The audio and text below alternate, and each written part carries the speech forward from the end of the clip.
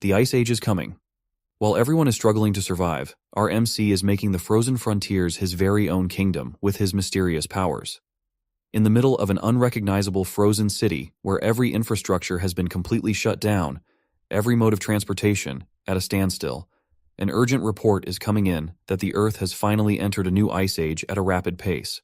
The brave correspondent braced the cold as hard as he could, his microphone freezing over with every passing second, as he informed everyone that global temperatures would continue to drop even more with no signs of stopping. But he urges the public not to give up hope. Balling his fist, he projected confidence that the government had not forgotten about its citizens in these tough times.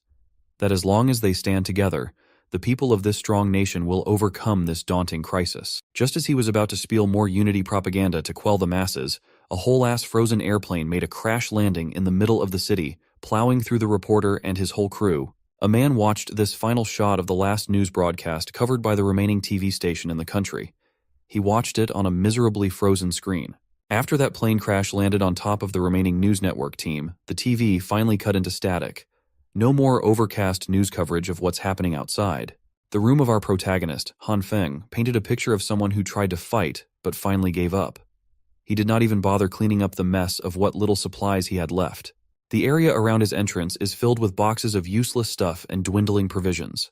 Outside, someone had been knocking quite hard and calling his name in a panic. Finally hearing the incessant calling of his name, Han Feng stood up from his filthy, frozen apartment, took a steel bat modified with some nails, traces of blood still visible on its surface, and walked towards the door. Han Feng was gaunt. He had the combination of the thickest possible winter wear, but it was not enough to stave off the cold. He slowly and carefully peeked at the peephole to see who was on the other side of the door. Who he saw shocked him. It also excited him a little bit. It was a woman he was very familiar with before the Ice Age even kicked in. She also had her thickest winter wear on, but standing outside, exposed to the elements, made her face red and her body shiver uncontrollably. Han Feng opened the door with a slight flush on his face. The woman's name is Hyona, and he has no idea what she is doing outside of his door. Still holding the bat, he urged her to come inside where it was warmer and safer. These days, the outside world has turned into a dangerous, lawless land. Hyona swung the door open wider to enter Han Feng's relatively safer room. The next thing you know, she was already grabbing him by the collar and pushing her lips onto his. Her little bonnet even fell with how fast she moved. Han Feng was surprised, but he did not pull back, and his cheeks got even redder. This deep and passionate kiss went on for way too long, if you ask me. But let our boy get some of that sloppy kiss action in the middle of an abandoned hallway outside his home. When they separated, both Han Feng and Hyona were breathing heavily, their tongues still out, spit still dribbling. The world is ending, and this is what they're doing? Totally understandable. Realizing what just happened, Han Feng pulled back and asked what had gotten into this woman that she would just grab him and kiss him the second he opened the door. Still trying to catch her breath, she confessed that she had a realization that Han Feng was the man that she truly loved all this time. Tears were starting to form in the corner of her expressive eyes while telling him that he was the one she was supposed to be with all along. It takes a crisis to see someone's true colors, to see who really cares for you.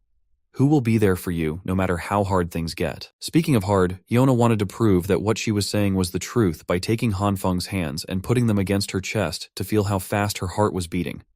She promised that she would be willing to do anything just so they could be together now. Hearing the word anything wiped out any semblance of rationality in our boy's brain.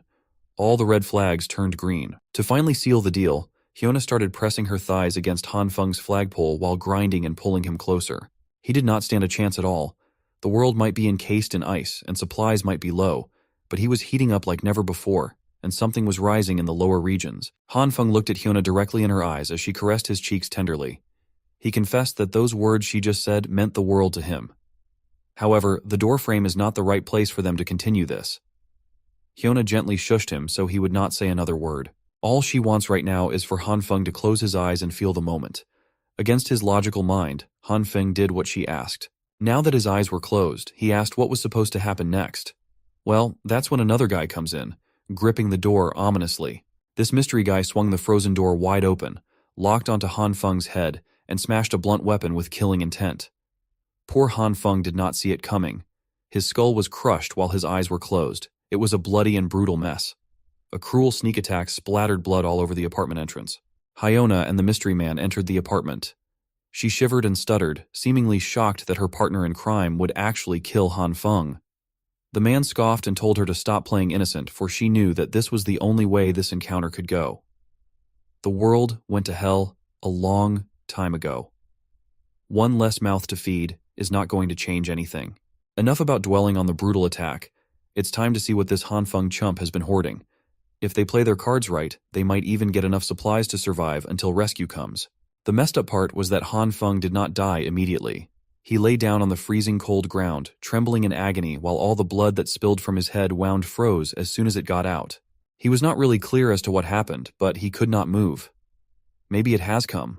Perhaps he was finally dying. He can finally know what it feels like to lose his life.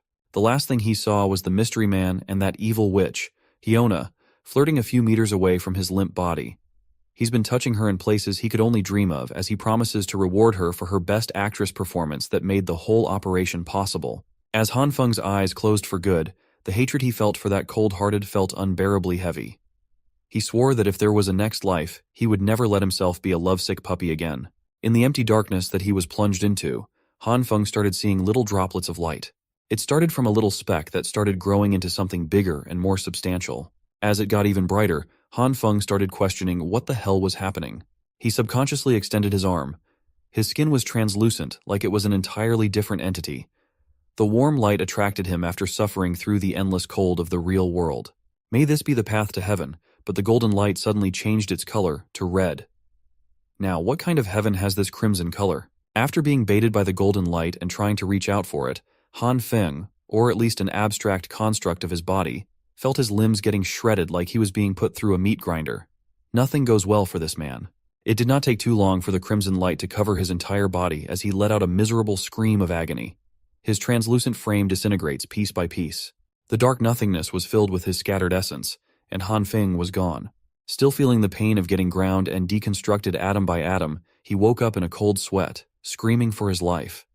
The pain was way too real. He was seduced into closing his eyes, bonked in the head for being too horny, died a depressing death, woke up in an empty void, got tricked into being torn from an atomic level, and now he doesn't know where he is. He looked around, and the sun shone bright through his balcony. His soft and comfortable bed was nice and clean. The air felt fresh as it lifted his curtains up. Hanfeng was far from the cruel world he had gotten used to. It took him 30 minutes to absorb the wild things that had happened to him over the past few hours.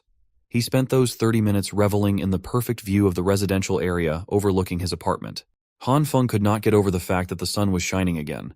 He missed its warmth and its light. He thought that he would never feel this type of comfort and warmth ever again. He just checked the date, and it seems to be that it's the morning of June 28th. As far as he could remember, the Ice Age apocalypse will start on July 15th. He was supposed to die after being ambushed, but he was somehow brought back in time half a month before the end of civilization. In other words, he has been reborn and given the ultimate second chance. Aside from the memories he retained from the previous timeline, there is something different this time. Something strange was happening inside his body, and it might have manifested in his hands. Ever since he woke up, there's been a red glow wrapped around his right hand the whole time. He tried wiping it off, waving it away, but nothing made it disappear. It doesn't hurt. It just feels warm. It did not seem to do anything else aside from the light, and he thought that he was just imagining things at first. Hanfeng must have stayed so long pondering what was happening on his balcony that he started sneezing. As he wiped his nose of the mess, he noticed that the red glow in his right hand had mysteriously turned to a green one. Then something happened that made him panic. The hand that was wrapped around by the green glow started getting bigger, growing in length as if his bones, flesh, and skin were stretching out. Anyone will freak out if they see their hands doing that. Afraid and confused, Hanfeng stormed into his room and slammed the balcony door shut as fast as he could. He managed to make it inside before anything more drastic happened. He was huffing and puffing for air, but the hand seemed to have turned back to normal. The green glow was still there, though, lingering and seemingly inexhaustible. Hanfeng looked at it helplessly. There were beams of light shooting out of his hand. How would modern science even justify or explain a mysterious phenomenon like this? After the lengthening incident outside, now it's shrinking very slowly. The green light seems to be an erratic thing. It shrinks and grows unpredictably, not like the stationary red one at all. But that's still a mystery too. Sitting down on his couch, Hanfeng suddenly felt a pang of unbearable exhaustion. He hasn't done much aside from running back inside, but he feels drained. This might be connected to the green light. Frustrated, he started swinging his arms all over the place, trying to get a semblance of a clue as to what this really was. Then it hit him. Isn't this just like those manhwa stories that he loves to read? He immediately sprinted to the kitchen and grabbed his sharpest knife. In those manhwas that he loves, the protagonist always starts their stories by being reborn. Just like them, maybe he will gain cheat-like powers. He wanted to test this out by grabbing the coolest thing he could imagine and posing with it. After a few minutes of waiting for something to happen, anything to change, Han Feng just scratched his head in shame as the sharp knife did not react with the light in his hand at all. He was so busy trying to find out if he had some fantastic, cheat-like powers that he neglected his exhaustion and the rumbling of his stomach. He's just starving at this point. Unfortunately for him, the Han Feng of the past, who's clueless about the coming apocalypse, is a lazy bastard who does not even have a single piece of edible food in his fridge. This was getting bad. He had never felt so hungry before. If he does not eat something soon, he will most probably pass out at any second now. He turned his attention towards the living room, where a clear jar of soybean snacks was just sitting quietly. These roasted soybeans were just some leftover snacks he got before the apocalypse. It's not exactly a complete and filling meal, but it will have to do for now. It should tide the hunger before he hits up the supermarket later. He grabbed one of the roasted soybeans, unconsciously using his right hand, momentarily forgetting that it had the mysterious green light wrapped around it. Han Feng was too hungry to think of anything else. So, he tossed the soybean right into his mouth, hoping to get some type of food into his system. As soon as the bean hit his tongue, a smoky explosion occurred right in his face. The fog it created almost covered his entire upper body. Much to his surprise, he was now munching on a beanstalk. It looked as though the roasted soybean had sprouted inside his mouth. He could feel the roots on his tongue, and the stalk itself extended outward. He pulled it out, and the plant left an earthy taste in his mouth. Out of all the bizarre events he's been going through lately, this might be near the top. He was just about to snack on some roasted soybeans, and now this happens. Moreover, he does not feel tired anymore. It seems like that explosion on his face erased the hungry sensation he was feeling. Looking down at his right hand, the green light has vanished too. Maybe all of this has something to do with what happened to the soybean. He plucked one of the pods in the stalk and examined it carefully. Opening the luscious green pod, he confirmed that it was just an ordinary fresh bean sprout. Maybe this is the power that he was daydreaming about. No matter what, this is undoubtedly an incredible discovery that should be studied more. Still, he can't really research anything while worrying about dying of hunger at any moment. Right now, he has a bigger fish to fry in the form of stocking up on supplies before the end of the world, as everyone knows. For the first time in a long time, Han Feng could walk out of his apartment to feel the sun on his skin and hear the birds sing. He could walk amongst the bustling crowd of people in the commercial district, minding their own business instead of holing up in their homes, fearing the cold. Han Feng was in deep thought as he walked to his destination. Let's get this straight. First, the red glow around his hand has turned to green. The green light shrinks and grows his limbs, making his heart beat faster and super tired. When he touched the soybean snacks, it sprouted into a whole stalk. Looking at his right hand with more questions than answers, he wonders just what kind of power has been bestowed upon him by who knows who. He continued his contemplative walks casually until he heard a familiar, sweet voice calling his name that would have melted him before, but would make his blood boil now. Han Feng did not realize it right away, and turned around to see who was calling him by name. It was that evil witch that got him brutally killed, Li Hyona. She flashed her wide smile. Her makeup was on point, hiding her rotten personality. She asked if Han Feng was out shopping too. She even employed her expert witch tricks, appearing as pretty as humanly possible while commenting about how it's like fate that they ran into each other in this place. Han Feng hasn't really had the chance to digest everything that has happened yet. But seeing Li Hyona out in the wild is starting to bring back the bitterness he held onto until his final breath. Li Hyona used to be the goddess of his dreams for 3 long years. He was a simp that did everything in his power to make her happy. He did all that, knowing full well that he was nothing but just another fallback guy in the friend zone. No, he wasn't even in the friend zone. He was just a piggy bank. For all those years of devoting himself and his wallet to the wrong girl, he never would have thought that she would be the one that would get him killed. Before he could go out of control, Han Feng pinched himself to stay grounded and calm. It took every bit of his willpower to do so. Thinking rationally now is not the time to take his revenge. Not yet, at least. First, he needs to take care of the supply problem unless he wants to be miserable and hungry in the Ice Age again. Li Hyona walked closer and waved her hand around his eyes while asking what he was spacing out for. This has never happened before. It used to be that just hearing her voice would make the poor sap swoon. Han Feng swallowed his hatred for the witch and faked a smile as he apologized for being speechless and for how especially beautiful she looked today. She was just so radiant that he got a bit lost in the moment. Now that's more like it. Li Hyona coyly laughed and asked when he got so smooth with his lines like that. Her lips lifted to a slight and confident smirk, thinking that he got this boy eating at the palm of her hands. So, she went for the heart kill shot with the most adorable pose in her arsenal. Lee Hyona invited Han Feng to go shopping together, but they had run into each other anyway. Now, there is a limit to how much time Han Feng could face her without losing control of his rage. So, he just walked on and apologized that they wouldn't be doing any shopping together today. Lee Hyona was stunned. This was not how it was supposed to go down. She was supposed to get some free stuff from a pathetic simp. While walking in the other direction, Han Feng couldn't help but praise the girl's technique. But he won't fall for it. He won't be used as a personal ATM again. He's not that foolish anymore. So, he went straight to the spot where he could get everything he needed. Waldemar Shopping Plaza. This Waldemar in A City is the most extensive and most well-stocked supermarket in the eastern region. It's like Walmart. But that brand's copyrighted. Of course, when the Ice Age hits, this place will be cleaned out overnight. Back in the previous timeline, nobody ever found out just who did it and how. Han Feng had already started his shopping spree and filled up one cart with goods. He needs to stock up as much as possible before society crumbles under the sheer cold. He consulted some internet forums about some generic apocalypse survival guide, and it was surprisingly helpful. Scrolling through, he listed down the things he'd need, like food, winter clothes, medicine, daily necessities, fuel, tools, transportation, and even weapons. There's a lot to prepare, but he was so pumped to get some supplies that he forgot to take the more significant problem at hand. His personal wallet's current balance was a measly 15,000 yuan, equivalent to a little more than 2,000 USD. How was he supposed to secure a safe and comfortable life in the icy apocalypse with only this much? He's going to need a lot more cash for everything that he will need. At that moment, a message notification popped up on his phone. A notification that might be heaven's way of telling him to calm down. The message came from an organization called Money Jar Loans, congratulating him on his approved eligibility to take out a loan up to 168,000 yuan, or a little more than 23,000 USD. A light bulb dinged inside his mind. There was no need to panic when it came to funds.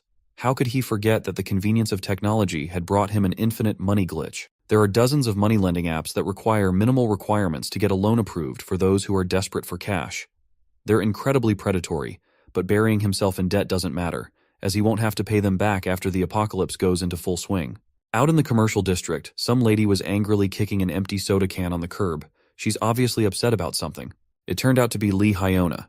She looks like she is not in the best mood at all. Her eyes were full of toxic vitriol as today, one of her many simps dared to refuse to take her shopping when she got all dolled up to get spoiled. She was seriously pissed off that Han Feng would just take off like that without letting her deplete his bank account like a worthless leech. She started insulting the guy in her mind for being a pathetic loser who doesn't even own a car. Lee Hyona vowed never to be nice to that simp again. Her angry walk was interrupted by some loud honking coming from the car coming up on the road. Curious, she turned around to see what's up. It looked like a brand new truck straight out of the dealership. It was still shiny and premium looking.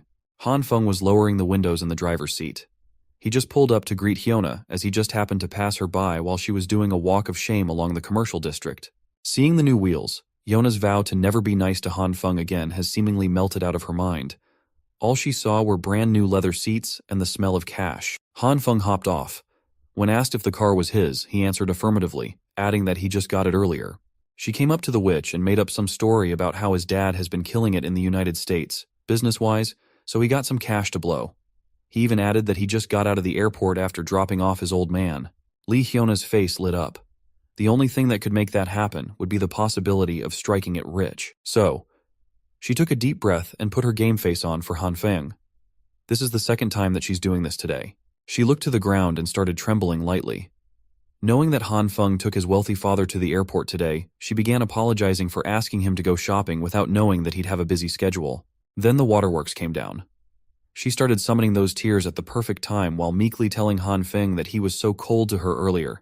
She thought he was ditching a good friend. Han Feng smiled with satisfaction. This Academy-worthy acting would have worked wonders with the previous him, but things are different now. He could see through it all. This silly girl was a pro.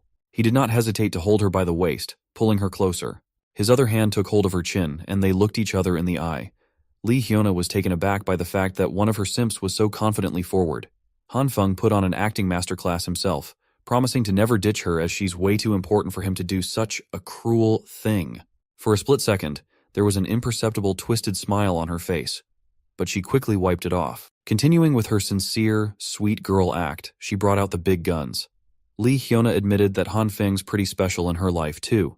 She even invited him to have lunch and watch a movie today so she could get to know him better. Just as she was about to ask for his answer, Han Feng was already gone like the wind. It was the perfect, unnoticeable escape. Hyuna was speechless. Her heartfelt confession was actually directed towards nothing but air. Han Feng was already tinkering with the piles of boxes in the back of his truck. He was playfully complaining about how he still has to carry so many things and how busy his schedule is. Clearly infuriated that her attack did not land, Lee Hyuna tried her best to keep her sweet girl composure as she asked why he bought so much stuff. He replied that this much is nothing special. He just grabbed some things he likes. To torment the witch even further, Han Feng lied through his teeth and enthusiastically told her that he got a present for the lady too. Not wanting to overplay her hand, Lee Hyuna waved goodbye as she walked in the direction of her home. She smiled and said that she was looking forward to that gift. As soon as she turned her back towards Han Feng, her supposed biggest simp, a sly smile appeared on her lips, proud of how she dealt with her piggy bank. On the other hand, Han Feng was just having fun messing with the witch. Knowing this woman, he knew that he couldn't let her find out about his little stockpile of supplies. All this stuff will be his ticket to surviving the apocalypse, after all. Lee Hyuna will just have to wait for her turn. Once the world ends, Han Feng will make sure that she gets what's coming to her. That mystery guy who bashed him on the head, too. His anxiety about the incoming inevitable collapse of society is starting to melt. Han Feng is actually starting to look forward to what's coming now. The next day came, June 29th. Again, July 15th will be D-Day. It will be the beginning of the end. First comes the heavy snow, then the temperature will drastically plummet down to negative 20 degrees Celsius at an alarming rate. Over the next month after that, temperatures will continue to gradually drop day by day, reaching lows of up to negative 70 degrees Celsius. At that point, the world would be encased in ice and snow completely, making it almost impossible to go outside. The first thing that Han Feng secured was his bountiful food supplies. Aside from the sheer volume of stock, he also needs everything packed and sealed securely. He can't let the neighbors sense that something's going on. They can't suspect that he's hoarding copious amounts of food. This was tiring work. Some of the sensitive supplies had to be moved at night when no one was around. Han Feng doesn't trust anyone enough to help, so he has to do it on his own. Once the apocalyptic ice age starts, the power grid will be extremely unstable. That's where his newest purchase shines. A heavy-duty generator plus enough fuel to keep it running for a whole year at the very least. With power secured, he now has to consider the fatal consequence of the building's heating system stopping. He had to call in some specialized contractors to modify his home for independent heating. Han Feng also ordered some reinforced doors and windows while he was at it. He needed a dedicated room to store all the supplies that he had hoarded, so he used an empty bedroom for all the essentials. By the time he finished preparing everything listed in his little notebook of survival, it was already July 14th. Just one more day before the temperature plummets and everything descends to chaos. Next up on his list is the main event that he's been postponing out of uncertainty all this time. It is time to buckle down and actually study his mysterious ability. Han Feng made a home-cooked meal for dinner while pondering his survival in the incoming Ice Age apocalypse. When things get hard, relying solely on the supplies he has accumulated won't be enough. But he has a possible answer to this problem. His power to manipulate plants in some mystical way might be his only hope for a sustainable future. The meal he cooked featured soybeans as its main ingredient. That's right, the same beans he conjured from a single roasted snack using his ability. He racked his brain and tried so many gestures and possible triggers, but the lights hadn't come out yet. The activation is so random that finding the right trigger is nearly impossible. For now, it is time for a risky taste test. He needs to make sure the food conjured by his abilities is edible. Who knew that trying some beans would be so nerve-wracking? Han Feng got through half the plate of his beans with no apparent problems at all. Even the soy milk passed the taste and safety test. While chewing on his lunch, the confirmation that his ability could provide edible food was game-changing. At least this proved that he has the ability to theoretically spawn food. The next step is the harder and more trial-and-error-based one. He needs to figure out how to actually use the red and green lights and make them appear according to his will. So far, he has only tried it on soybeans, but what would happen if he could use it on other things? Opening his newly stocked fridge, Han Feng steeled his resolve to experiment and see if his ability would work with other plants too. The testing period stretched from midday until the sun was about to set. Han Feng did not know that as he passed out in the middle of experimentation. As he slowly opened his eyes, he noticed that he was gripping something tightly in his right hand. A green vegetable of some kind. A massive broccoli. Slowly getting up from the floor, He could not be bothered by the absolute mess that was in his kitchen, as the pain in his head was hellish. It felt like something was pounding from inside his skull. He has to take note of this sensation in the future. This power of his takes a severe toll on the mind and the body, and it cannot be used without restrictions unless he wants to pass out and wake up with a migraine every day. After getting up, he immediately got a spoonful of his beans to refuel again. He might have pushed himself to the limit today, but at least he learned something vital about this mysterious ability of his. A few hours ago, before he blacked out, he neatly arranged a diverse selection of produce on the kitchen floor. He tried using his power on a bunch of them after he managed to activate the green light. Some root crops like potatoes did not react to his green light at all for some unknown reason. But not all of them were duds. Some of the crops grew from the seeds into full-blown plants like the soybean stalks. Wheat was one of those. And some neither stayed the same nor grew into full-blown crops. They just exploded in his hands like mini-bombs. It was a frightening experience that caught Han Feng off guard. After those explosions, the plants would turn into a substance that looked like coal but was very light. This development was certainly outside of his expectations. Thankfully, he could find some decent use for these inedible black substances. They are used to heat the space like coal when put together in a container and lit up. Coming from a future where heat was a luxury, Han Feng would gladly take these little balls of warmth. No more worrying about staying warm in the future. After a bunch of explosions, he tried many more times and failed most of them. He just kept chucking those black balls into the bucket one by one. When he got into some seeds he bought, he chose to take a more meditative stance while forcing himself to focus on controlling his breathing.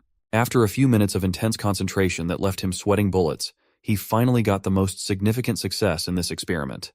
A gigantic broccoli shockingly appeared in his grasp. Before his eyes gave out and his consciousness went lights off, he remarked that the success rate of this method was still way too random. Then his body hit the floor. Thankfully, he was sitting on the tiles already, so the fall wasn't too bad. Now he's awake, and his belly is full of beans. He played around with the broccoli while thinking long and hard and still failing to find any patterns to this ability. But he can't give up. There has to be some kind of principle behind how this ability works. There are still too many unknowns, but he made some decent progress today. At least now he has some understanding of the activating conditions of the lights. Who would have thought that the key to activating the bizarre skill lies in his very own consciousness? All he has to do is enter a meditative trance. His method involves imagining himself out in nature in his bare form, free from the constraints of human civilization. In other words, buck naked. In his mind palace, he walks on the ground with bare feet, his soles making direct contact with the soil where life grows. Sunlight kisses his skin as all life around him harmonizes. Just like Adam in the Garden of Eden, his body and mind are both part of the natural world, a peaceful resonance of all that has life. Once he enters that state of mind, he slowly opens his eyes and a familiar green glow appears once again. This ability of his is directly connected to his consciousness. Working from that concept, he could freely call on the green light. Now that he's done with all the plant samples with a low success rate, it's time to move on to a different type of specimen. The target of the second experiment would be all kinds of meats this time around. So he slowly brought his right hand wrapped with the green light towards a juicy slab of meat. He already half expected it, but it's still disappointing that there were no reactions at all. Maybe the green light only works on plants. Thinking that the gentle approach might not be effective, Han Feng grabbed his meat and squeezed hard while praying that his right hand would work its magic. After a few minutes, he had to accept that nothing would happen. You could see the defeat and dejection in his tired eyes. That was when he thought of the sensation he felt while meditating. In a trance, he could sense two distinct colors, the red and green lights. Throughout the experiments, he hasn't tried using the red one yet. Grasping the primary trigger function of his ability, he only has to concentrate on bringing that red light out of his consciousness. While still holding the meat, he closed his eyes and tried to reach for the other ability lying dormant inside his system. After a little while, a spark of red light finally made an appearance on his right hand. With that initial spark, the glow swiftly wrapped around his hand. Surprisingly, it also wrapped around the piece of meat. It looked like it was creating some sort of bubbling reaction at the meat's surface. A few seconds of intense concentration later, Han Feng opened his eyes to a putrid pile of hardened dark red sludge that looked like it came right out of hell as the red light subsided. He immediately threw that vile thing on the ground out of sheer disgust. You would undoubtedly do that too, in his position. Realizing that this disfigured sludge might provide some valuable insights, Han Feng crouched on the ground to observe it. He poked the thing, and it was a little squishy. So this is how meats would react to the red light. It might look revolting, but the texture and overall feel point towards the possibility that the meat got cooked or something. Was this really all the red light can do? Heat things up, Stoves and pans could do the same thing, and they could produce more appetizing meals than whatever the hell this is. Han Feng refuses to believe that's all there is to it.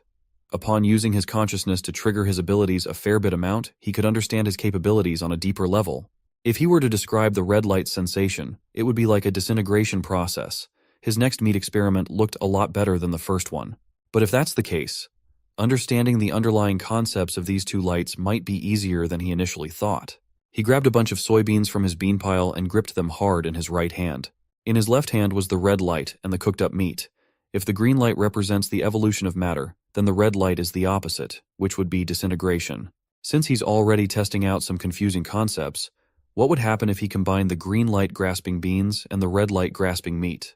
The result was an even bigger reaction than he was expecting. The combination produced a bright, blinding light between his hands. When the lights died down, it was revealed that his meat got a lot bigger as a result. The meat had been supersized, but where did the soybeans in his right hand go? Could it be that the two subjects merged together, producing this giant slab? Han Feng meticulously inspected the big meat. No matter how you look at it, it's undeniably incredible. It looks, feels, and smells exactly like real meat, but even fresher somehow. Gaining some confidence that he's getting a lot better at this superpower thing, he decided to go for some more experiments. After a few hours, he was back to square one once again. His kitchen floor was filled with charred remains of meat and crops. He frustratedly threw a tantrum, and everything he tried failed miserably. Getting all that exasperation out of his system, Han Feng sat up and took a deep breath. He'll just pause the experiments for now. He can always just take his time to figure out its deeper intricacies later. Anyway, today was still a productive one, even though he ended it on a bitter and charred note. Han Feng can already see the future if he can just successfully master this mysterious power. There's no doubt about it. With infinite resources, he would be the man standing at the pinnacle of this post-apocalyptic world. It's his dream, so he could put some sweet muscles in his image. Speaking of power, he might have forgotten one of the most important aspects of survival. Food alone is not going to cut it in the coming days. He will be completely vulnerable with all this loot if he doesn't have a decent weapon to defend himself. He swiftly took the various crops littered around his floor. He has to hurry and find himself a weapon before the temperature goes on a nosedive. Looking out the window, it seems like the initial stages of the apocalypse have already started. Snow is beginning to fall from the skies. It's here. The public might think this is just a typical snowy evening, but it's not. Just like the previous timeline, it really is happening. The collapse of modern civilization is commencing. Heading outside, Han Feng fears that the temperatures will drop to 45 below within the week. He needs a gun, and fast. But buying a gun in this country is illegal, and he doesn't exactly have any connections to the criminal world. That's when he overheard a scandalous man yelling and boasting that he's a construction guy with millions riding on every project. The dude was bragging to a passerby that he knows the infamous Lao Wang from the Shigang Lida group. They're so close. They're practically brothers. Han Feng thinks he's seen this thug before. A dumbass with an exaggerated fashion style, blinged out with jewelry of questionable authenticity and over-the-top streetwear. A guy who offers everyone cigarettes for some reason. Around this area, people refer to this bleached-haired, cigarette-loving thug as Homeless Joe. Homeless Joe's real name is Li Ziyi. He likes it when people call him Brother Li, and he lives in Han Feng's neighborhood. He's reputed to be in charge of contracting projects and knows everyone around the area. If you offer him some cigs, he won't accept any other brands as he only smokes Huazi. Other brands make him cough. He's always helping his big brother with projects and looks forward to going to saunas.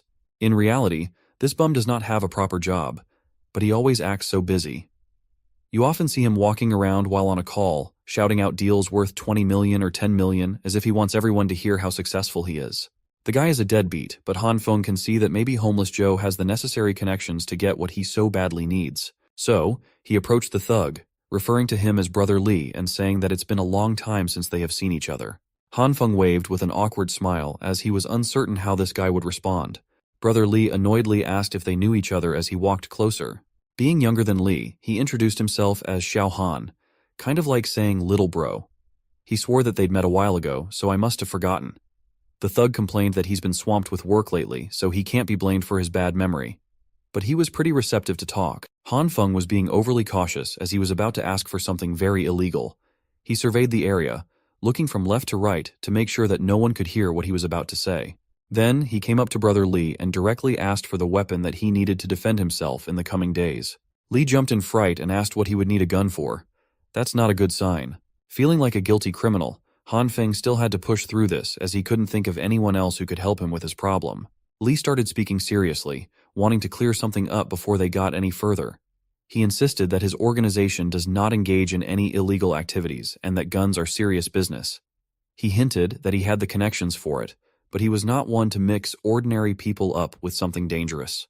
Han Feng pushed the thug's questionable Louis Vuitton bag out of his face and insisted that Brother Li got it all twisted.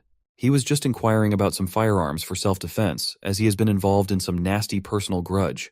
And so, Han Feng started lying his ass off with a story that he was making up as he spoke. According to him, one day while riding his bike to work like usual, he ran into an old man who was just spitting everywhere on the bike line. It was so gross, and to make matters worse, the wind carried one of those disgusting globs of spit right into Han Feng's face when he was just minding his own business. Angered by the revolting old man, Han Feng threw his bike to the side and confronted the old man. What did the bastard do, you ask? The asshole decided to spit on him again while he was airing out his grievance. He could not take it anymore and brought down some street justice on the disgusting old man. He gave the guy a good old beating in the middle of the road, with everyone watching on the sidelines. As the old man left with his clothes tattered and his face messed up, the bastard swore that he would get back at Han Feng for this humiliation. The very next day, that old man was patched up and waiting for Han Feng on the usual bike route. This time, he had some goons with him. They beat Han Feng up quite badly and threatened to do it again if they ever saw him anywhere. His clothes were a mess, his face was bruised, and his body was wounded. He has never been so humiliated in his life. That is why he wants a weapon for self-defense. That's the long and short version of it. That's the story he could come up with on the spot. And it looks like it was a very effective one. Brother Li was fuming in anger as he imagined the nasty old jerk spitting on the road and hitting Han Feng. Such uncivilized behavior should not be tolerated. That's not really the point of Han Feng's story, but at least he's getting somewhere. Brother Li tapped his shoulders and assured him that this vendetta would be taken care of. He assured Han Feng that he's got our boy covered. He will just make a call to his big brother right now and they'll fetch that gun. Han Feng was starting to doubt if he made the right decision in approaching this guy. With all that tough talk, Brother Li invited him to go to the station and hop on the bus with him. His excuse was that his Panamera was being serviced in the shop, so he couldn't drive to the headquarters. Han Feng assured him that transportation wouldn't be a problem. He has his car parked right to the side, after all. The brand new vehicle immediately caught the eye of this hype beast bum. On the drive over to his big brother, Li could not stop going on and on about how Han Feng is living the good life and asked how much this new ride costs. It was about 700,000 of borrowed money. As he casually gave directions to turn left at the next intersection to reach the alleged office, Brother Li kept on snapping pics of himself sitting in the new leather seats. His social media handle was Handsome Spicy Guy, and tonight's post was a picture of his dumbass face with a caption complaining about how his SUV's seat is still too hard to sit in on account of it being new. They pulled up to one of the seedier parts of the city. Some tough-looking guys were camped outside, complaining about the messed-up weather. You can't blame them, though. It went straight from summer to hardcore winter overnight. Seeing some crisp-looking wheels pull up, everyone turned to whoever was about to exit that car. Seeing that it was Li Zi, they flocked towards him to ask what was up. Brother Li just told them that he had some stuff to handle with Boss Liu. The other thugs assumed that the new Tiger SUV belonged to Li and started hassling him about the price tag. Li did not deny it at all. He even proudly boasted that he had spent 700 grand for the car.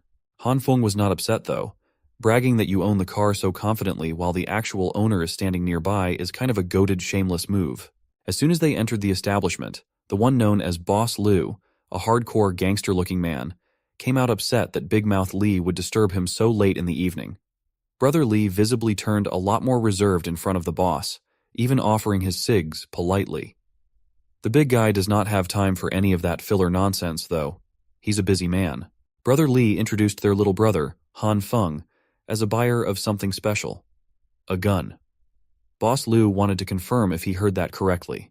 As soon as the big boss looked him over, Han Feng froze up in fear. He wasn't sure what would happen if he made the wrong move or said the wrong thing. Boss Liu just stared at him silently, cigarette in mouth, seemingly scrutinizing him from head to toe. Then the big guy cracked a smile. He was quite disappointed that Han Feng only needed a lousy gun when he was expecting something more interesting. He gestured towards one of his henchmen, Cheng Zi. The henchman already knew what to do and rummaged through his jacket pocket.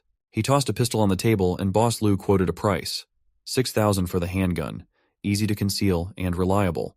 Han Feng humbly rejected it as he was thinking more along the lines of something a little longer and bigger. He was not looking for some low-caliber pea shooter. He wanted something that requires a scope to fire.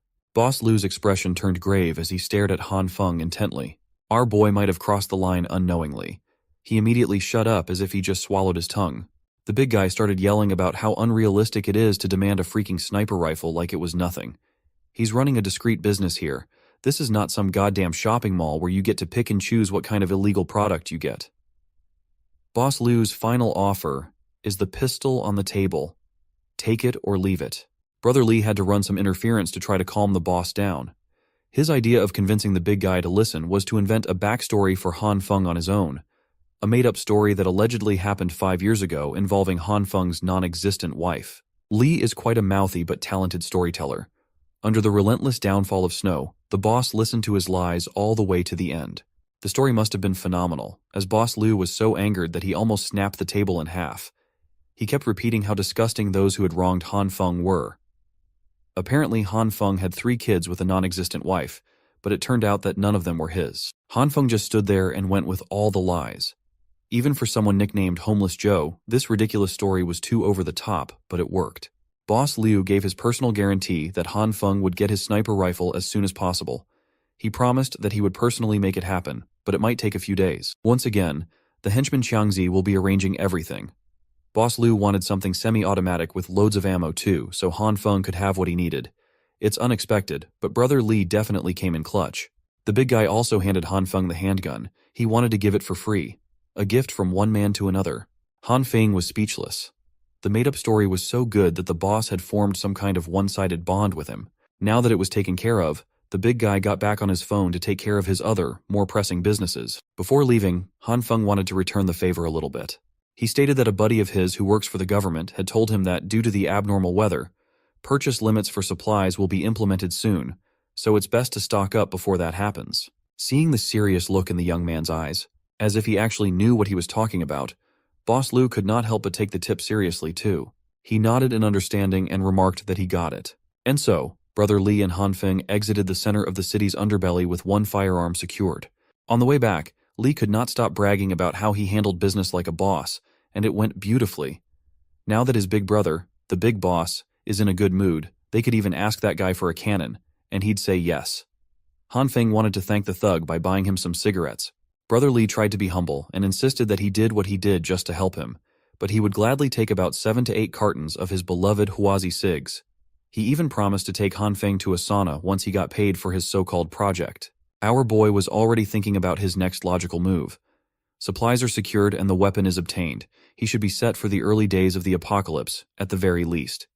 He can focus on studying his abilities. Fully solving the food problem would make his long-term survival chances skyrocket. He was so absorbed in his own world while walking that he didn't notice an icy part on the ground and slipped. Han Feng was so concerned with survival that he failed to follow one of the ironclad rules in the upcoming ice age. Do not get injured. He fell quite badly. His leg must have absorbed the impact of the slip and had been damaged severely. Brother Lee didn't know what to do as he ran towards his new pal's side. This is bad. From the sharp pain he was feeling and the awkward landing, there was a very real possibility that his leg was broken. He shakily took his car keys out, handed them over to Brother Lee, and requested to be taken to the nearest hospital as soon as possible. Lee just scratched the back of his head and admitted that he actually doesn't have a driver's license, insisting that he can't drive without one. But it's safe to say that this bum just can't drive, period. At least he didn't leave Han Feng on the floor to writhe in the pain of a broken leg.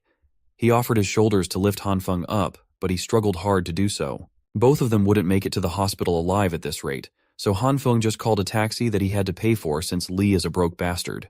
Even the hospital, an essential establishment, was starting to freeze over under the intensifying blizzard.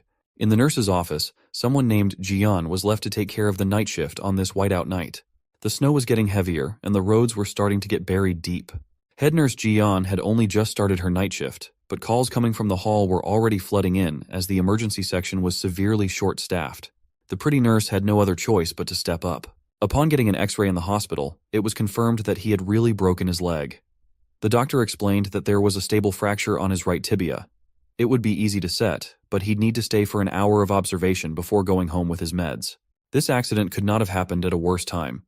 It just had to occur before the apocalypse went into full swing. While looking at his X-ray results, Han Feng regretted being so careless. Brother Lee accompanied him for most of the process, but the dude had to leave as he apparently had a few deals to handle. He's a real one though, and he even left his number in case Han Feng needed anything else. Now that he was alone in the hospital lobby, Han Feng sighed heavily. He wondered how he could make such a stupid mistake at such a crucial time. Looking at the chaos around him was stressful.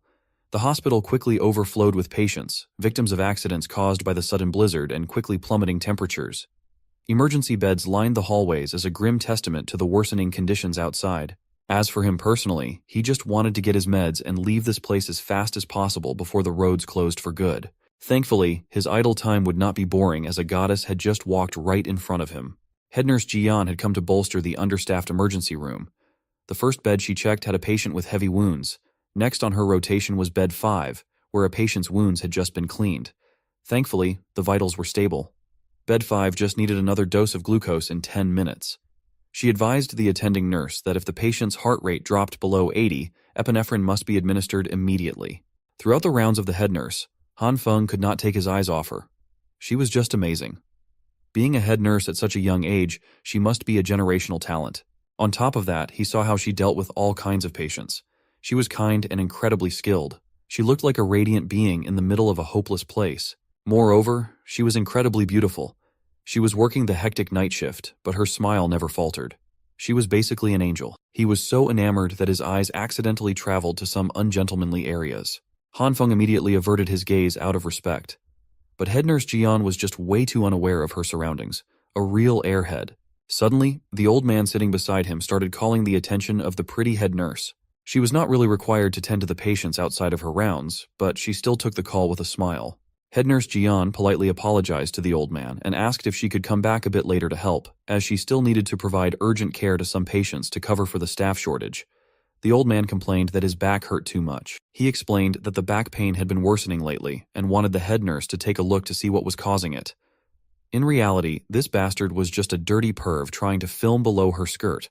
Not noticing what was really happening, Jian just smiled and apologized once again, saying that for such back problems, they might need to schedule an X-ray just to be sure. The old perv started getting pushy, urging her to just take a quick look as he pointed to where it hurt. The bastard even got up from his seat to touch the angelic nurse inappropriately. Being the airhead that she usually was, Jian just laughed as she was naturally ticklish. For back problems, it's really advisable to wait for the resident physician's exam. The perv started pushing it, his hand crawling even lower from her waist. This disgusting act would have continued longer if something or someone had not made it stop. A freaking flying crutch forcefully smashed against the old perv, giving him some real back pain and knocking the phone away from his hands. Ever the kind-hearted healthcare worker, Jian wanted to check if the old man was all right. Thankfully, Han Feng came to her rescue, humbly apologizing for his crutch flying to the side as this was the first time he was using one. He bent over and went straight for the old perv's phone while blatantly questioning if it was broken or not. Just as he was about to touch it, the perv started sweating nervously and screaming at him to stay away from the phone. Han Feng did not listen. He walked all the way to the side of the room, got his bandage all messed up, and wouldn't let this freaking lecher get away with doing something so disgusting. As soon as he opened the phone, his suspicions were proven right. He looked at the creep directly in the eyes. If looks could kill, the geezer would have died by now. The proof was already there on the home screen. This perv had some nerve filming up a hard-working nurse's skirt and even assaulting her. There's no good reason why Han Feng shouldn't call security and have them escort the bastard to a jail cell where criminals love putting pervs in their place. Han Feng would be keeping the phone, and the next time he saw this old creep again, he threatened to ruin his miserable and revolting life. The old bastard knew he had no other choice but to flee and never show himself near this place again, and it infuriated him. The first chance he got up from that hospital floor and bolted out of the door like his life depended on it. Meanwhile, head nurse Jian was just confused as to how someone complaining about severe back pain could run so fast. Han Feng was shocked to see a first-hand display of the most comically naive person he had ever met. He decided to show her what the old fart was doing with the phone, filming up her skirt. Based on her reaction, she really did not notice anything wrong going on. Han Feng handed her the phone with the video footage so she could decide whether to wipe it or call the cops on the owner. He also reminded her to be more careful, so people like that perv wouldn't take advantage of her kindness. She smiled with the brightness of 1,000 stars and then asked if Han Feng's leg was supposed to be injured. The adrenaline from catching that old perv in the act must have numbed the pain from his broken leg, but now that it was dealt with, the pain came rushing back in and he screamed in agony. Thankfully, head nurse Jian was an expert when it came to mending these types of injuries and quickly set the casting back in place. She looked at him and asked if it still hurt. Han Feng thanked her for dealing with his broken leg, and now it didn't hurt at all. At that moment, it was as if only the two of them existed in the crowded room. Jian returned the gratitude as she promised to never let such bad guys get away with messing with her anymore. She would punch them really well from now on. Han Feng just wanted her to be more aware of her surroundings. Seeing as she was letting his broken leg and feet touch her front pillows, it seemed like she had not learned anything at all. She was still as clueless and unaware as ever. While Han Feng's head was in the clouds, another nurse called for Jian as her help was needed on the emergency beds. Before going back to her rounds, the angelic head nurse reminded him not to forget to come back in a week to get his leg checked again. Han Feng promised that he would, but making any plans a week from now was unrealistic. He just smiled, helplessly, for only he knew what was really going on in the world. He took the crutch that he smashed against the old perv and limped his way out of the hospital. Han Feng just accepted the fact that he wouldn't be able to see her ever again. The next day came, and the blizzard had not stopped. It had gotten even stronger instead. It had essentially frozen all infrastructure and services, making just going outside a dangerous challenge. On the morning news, emergency weather reports kept coming in about how, within the next 24 hours, all regions of the country would be experiencing heavy snowfall and a sharp drop in temperatures. Bizarre reports from overseas correspondents showed that temperatures were plummeting in every corner of the world. Dubai, Egypt, the Amazon basin, and places that should not be experiencing this type of phenomenon were seeing their land masses buried in thick blankets of snow. The nation's experts, along with specialists from 46 other countries, were rushing to the United Nations to discuss the cause of the anomalous weather. Every network kept echoing that the experts said this severe cold snap wouldn't last too long. They always ended their news reports with a public service announcement to pay attention to disaster warnings and follow arrangements made by the local government. They kept reminding citizens to remain calm, avoid spreading or believing in unfounded rumors, and refrain from hoarding supplies and panic buying, as the disaster would soon pass. Warm, cozy, and sipping wine inside his decked-out home, Han Feng clicked his tongue. The government and media just kept lying through their teeth, feeding the public BS to maintain order. If he hadn't died and come back to life already, he might even believe them. But this time was different. He was well prepared for everything that was about to come. Supplies were fully stocked, the house was reinforced, and the heating system was working flawlessly. He had been so well prepared that there was nothing to worry about for the immediate future. His phone started buzzing incessantly with messages from the Happy Housing Complex residents group chat, discussing the weird weather and how the snow was already making the roads unusable. Everyone was clearly clueless about what was happening, but not the member nicknamed Mysterious Person. Whoever this was demanded everyone's attention to inform them that the snowstorm wasn't caused by normal weather patterns, but by something within the Earth itself. Mysterious Person proclaimed that everyone should heed his words as the Ice Age apocalypse was about to begin. No one was more shocked after reading those messages than Han Feng. Who the hell is this mysterious person, and how do they know anything about the apocalypse? I guess we'll only find out if you like and subscribe. After seeing the enigmatic messages from the mysterious person in the housing complex group chat, Han Feng made a mental note to be mindful of this guy. Meanwhile, the rest of the residents were complaining and demanding the property management team do something about the snow buildup. Most of them were starting to run out of supplies and were worried that the supermarkets would be emptied out. At this point in time, the Happy Housing Complex residents group chat was like an amusement park hinging on a very delicate balance. Most tenants were putting pressure on the property agents to get out and give them an explanation for why they couldn't restock essentials due to the inaccessibility of roads. The property management team was not even at fault here, but they still apologized for not being able to take any steps on account of the raging disaster. An admission of incapability made the tenants even more aggressive. Thinking that the management was useless, they demanded that the team refund their fees. Han Feng was in the middle of this heated discussion. He knew that this was a completely meaningless fight, as the snowstorm wasn't something humans could deal with. Thankfully, another person stood out from the crowd. His voice to stop the fighting pierced through the loud chaos. It was the glasses-wearing owner of Unit 611-1204.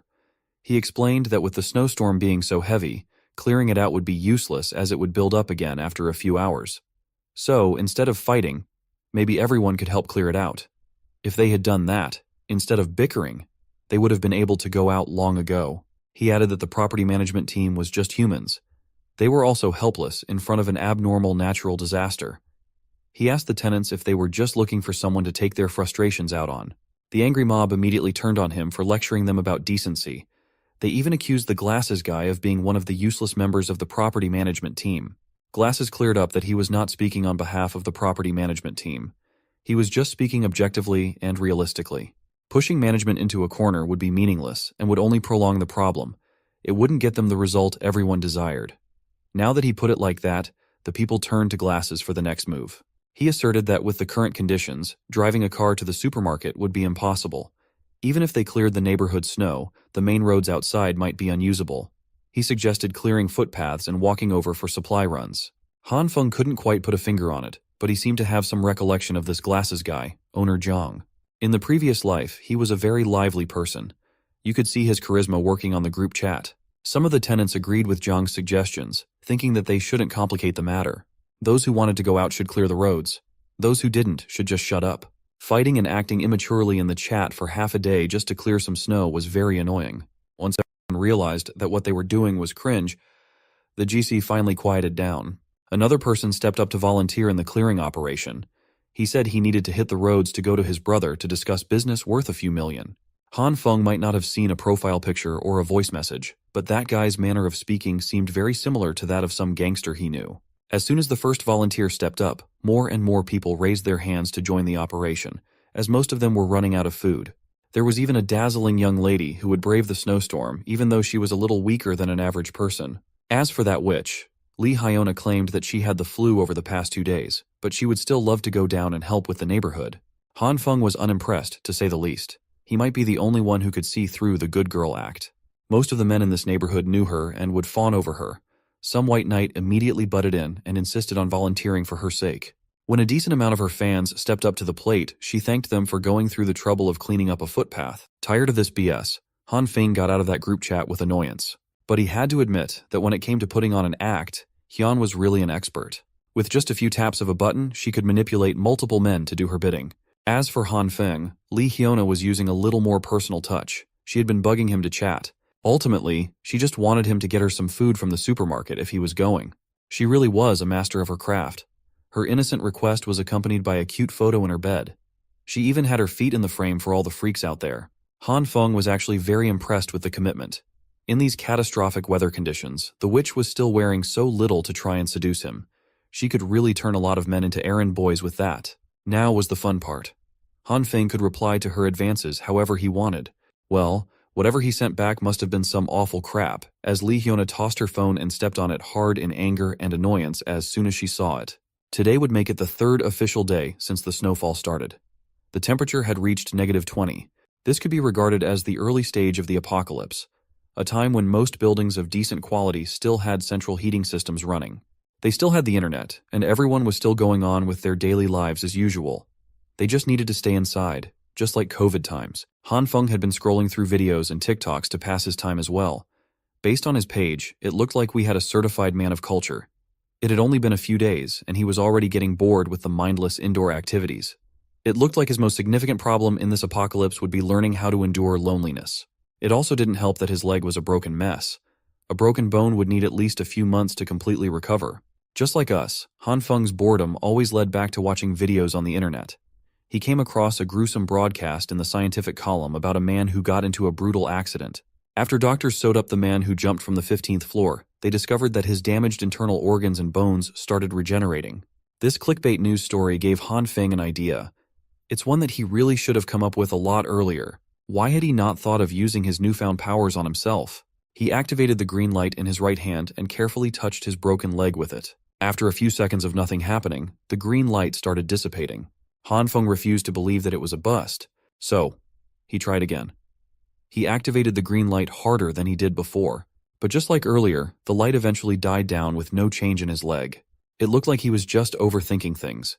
He really thought that the green light would be able to help his injury recover faster, but it seemed like the only thing it brought was irresistible sleepiness. Han Feng eventually succumbed to the heaviness of his eyes and took a nap on the couch. He woke up to some freaky-ass ceremony that involved goats and Native American headdresses. Under the transcendent light of the night skies, Han Feng rode on the back of giant goats with a bloody whip in his hands.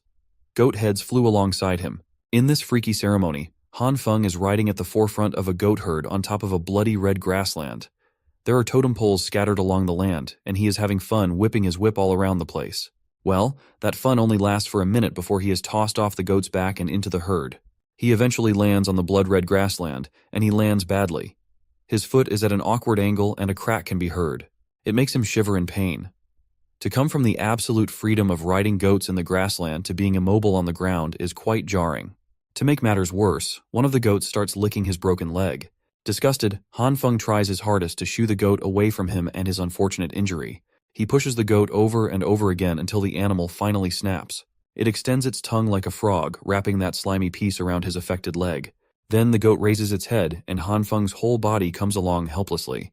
While feeling the slimy saliva running down his leg, he also starts feeling the warmth of the green light wrapping around his injury. Han Feng eventually wakes up from that bizarre nightmare that involves a lot of goats. He is sweating and screaming. The dream is just too immersive.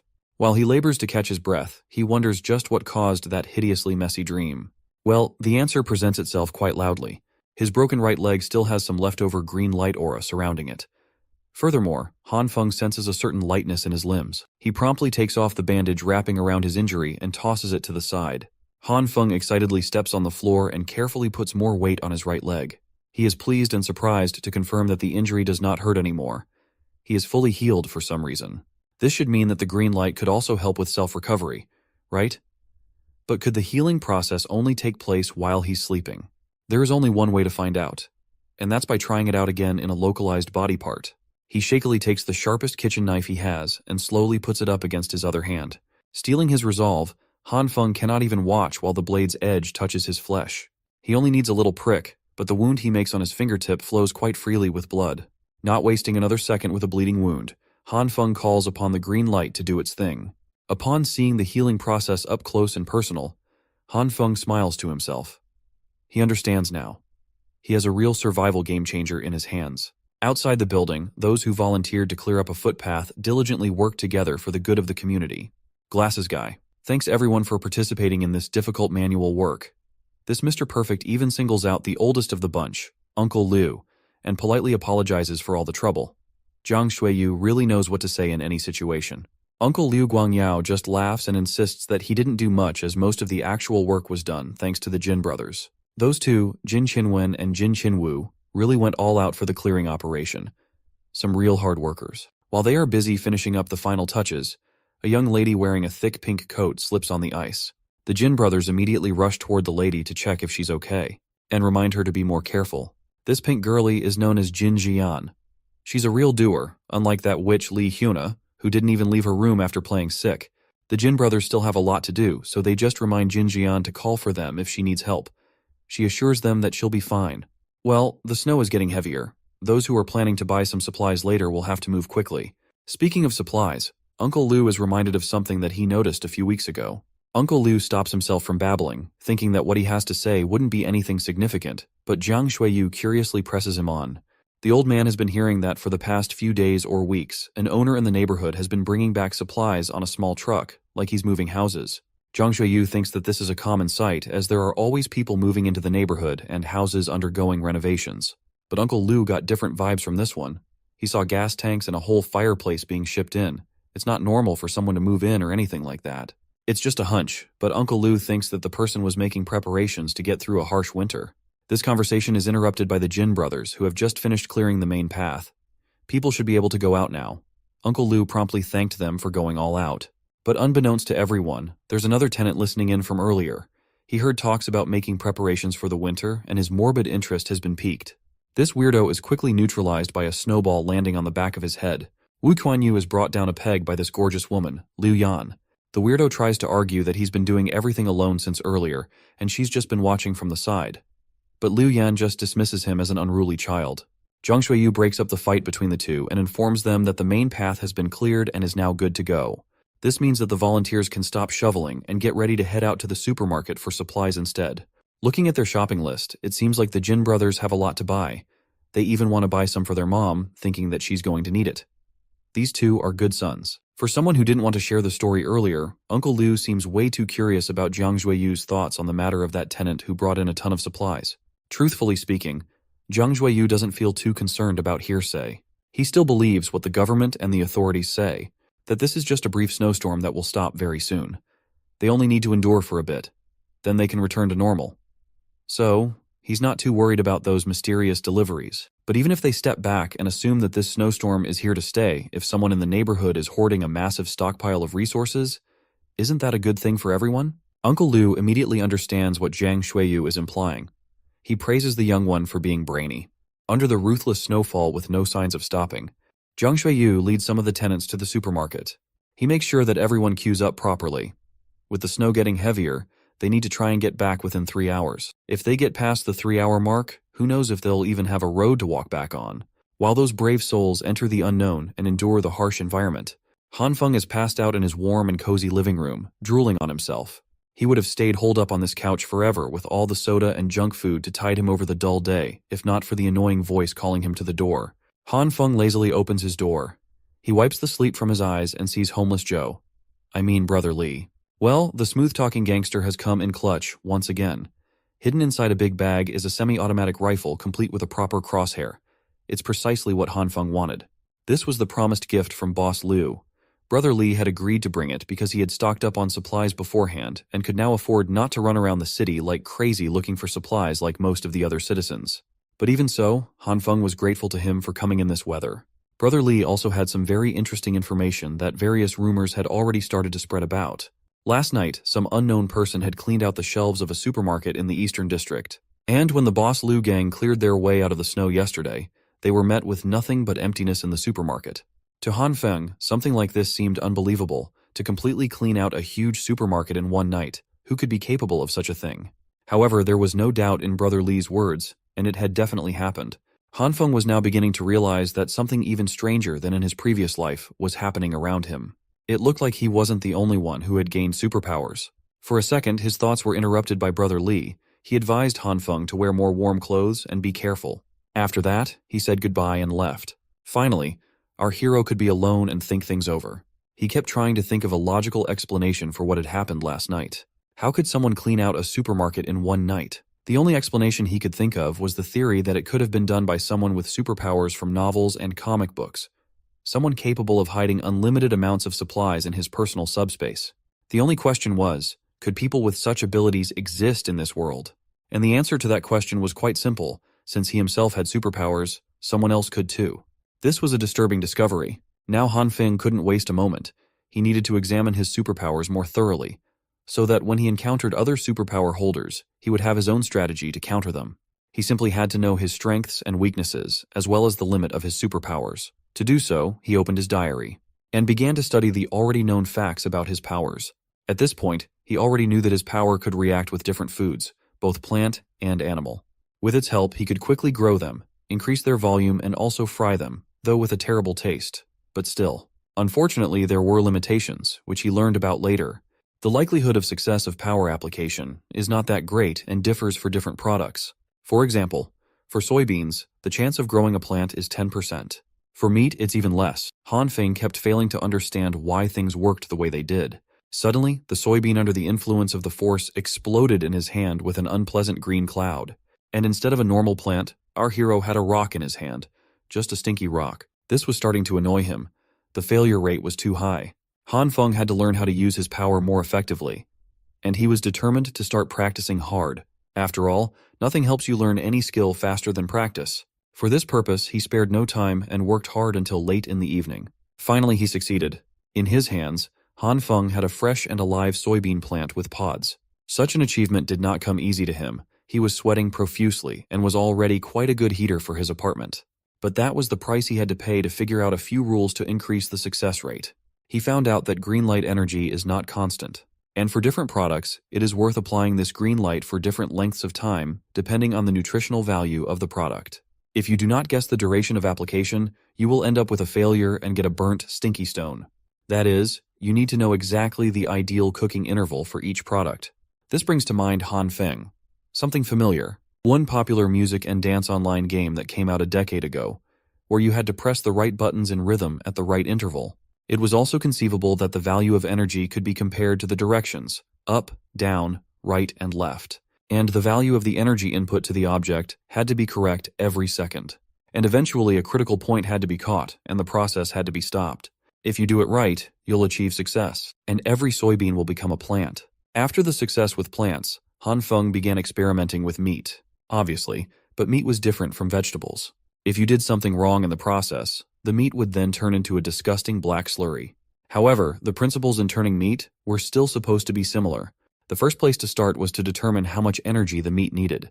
Everything seemed to be working and going according to plan. But here's the problem. The chicken leg exploded just like the previous ones with a nasty black slurry. It looked like it would take him even longer to learn how to work with meat than with plant food. Time after time, Han Feng tried and failed. The chicken legs exploded one after another. There seemed to be no end to this series of failures. Finally, our hero's patience ran out. He even cried out in despair, cursing this damn ability with an increased level of difficulty. However, the hero was not one to give up, and while the snowfall outside the window only intensified and the temperature dropped even lower, Han Feng did not stop trying. Traces of it were all over the kitchen. And then came the moment of truth. The last chicken leg. Our hero was already doing everything on automatic with an absent expression on his face and did not even hope for success. Up and down, left and right, red and green energy. It felt like an overly complicated mini-scale game to him. It was repeated one after another, and as soon as he made a mistake, he had to start all over again.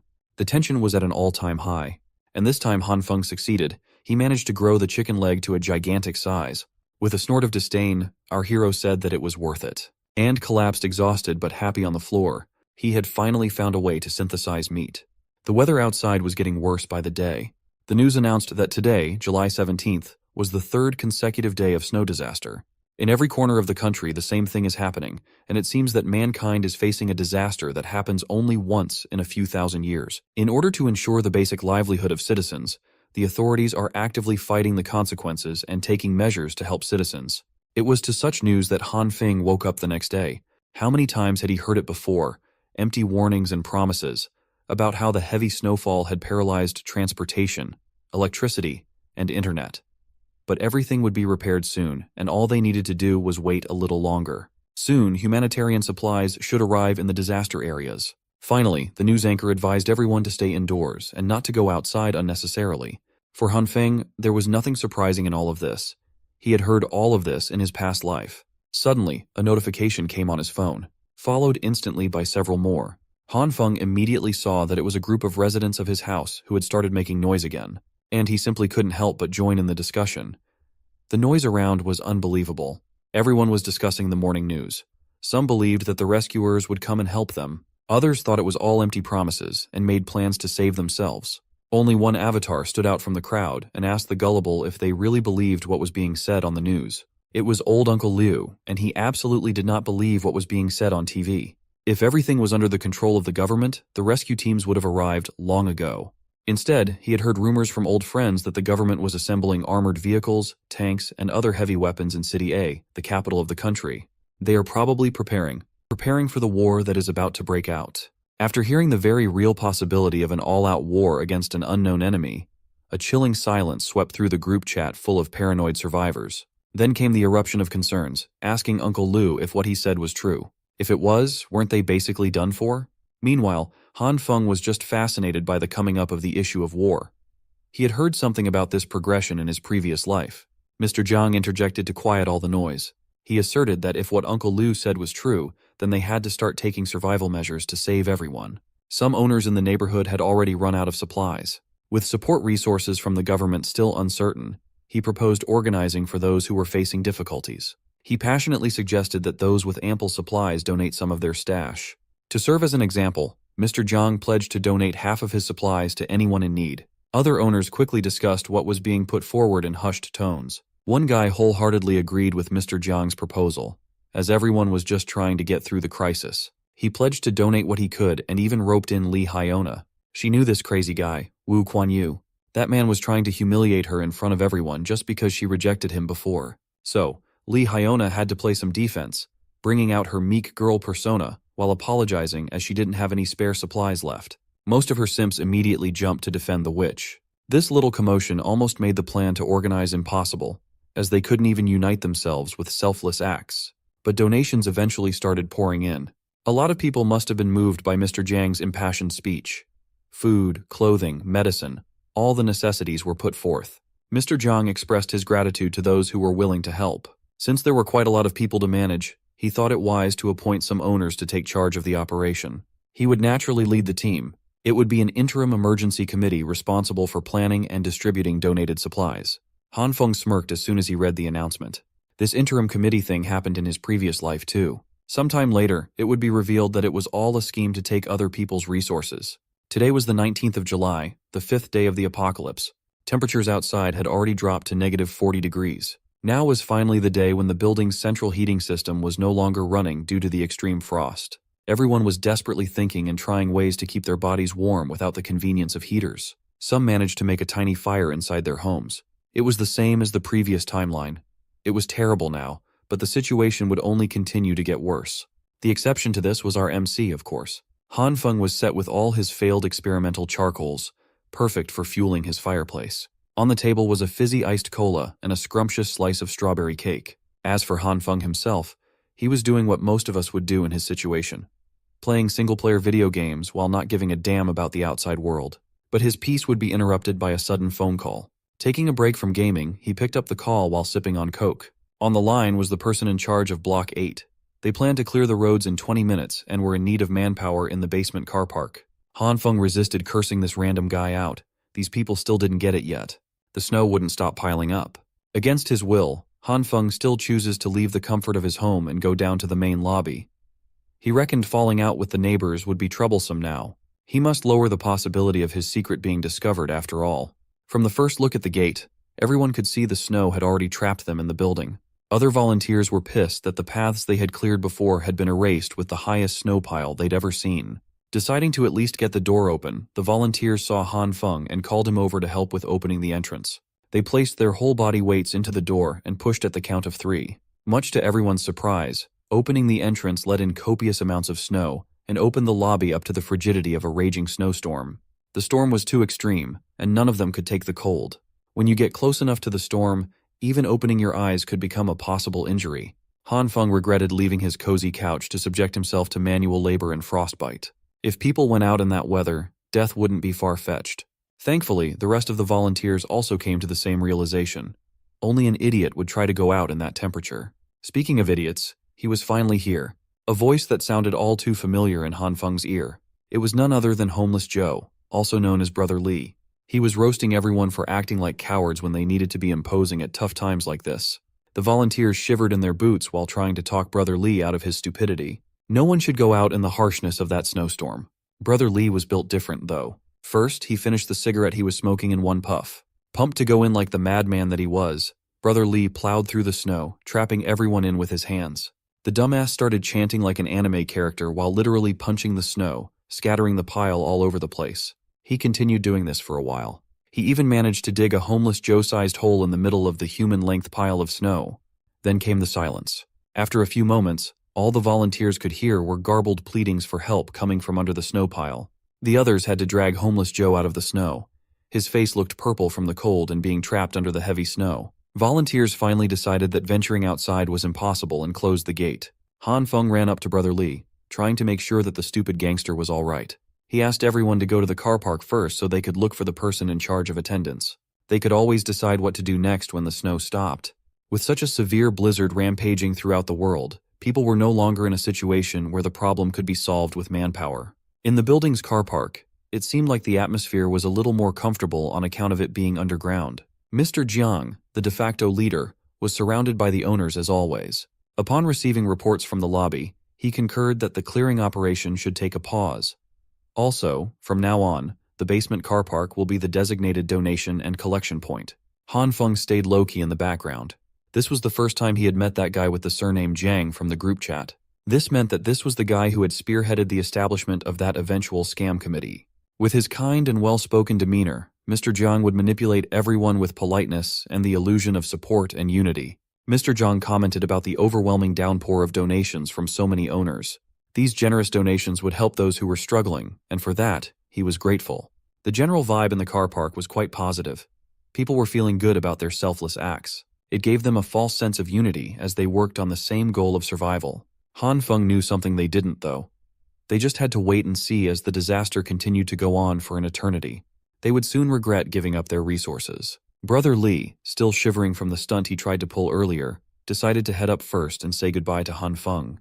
Looking around the car park, Han Feng noticed someone eye-catching. It was that airhead nurse that he had met in the hospital when he broke his leg.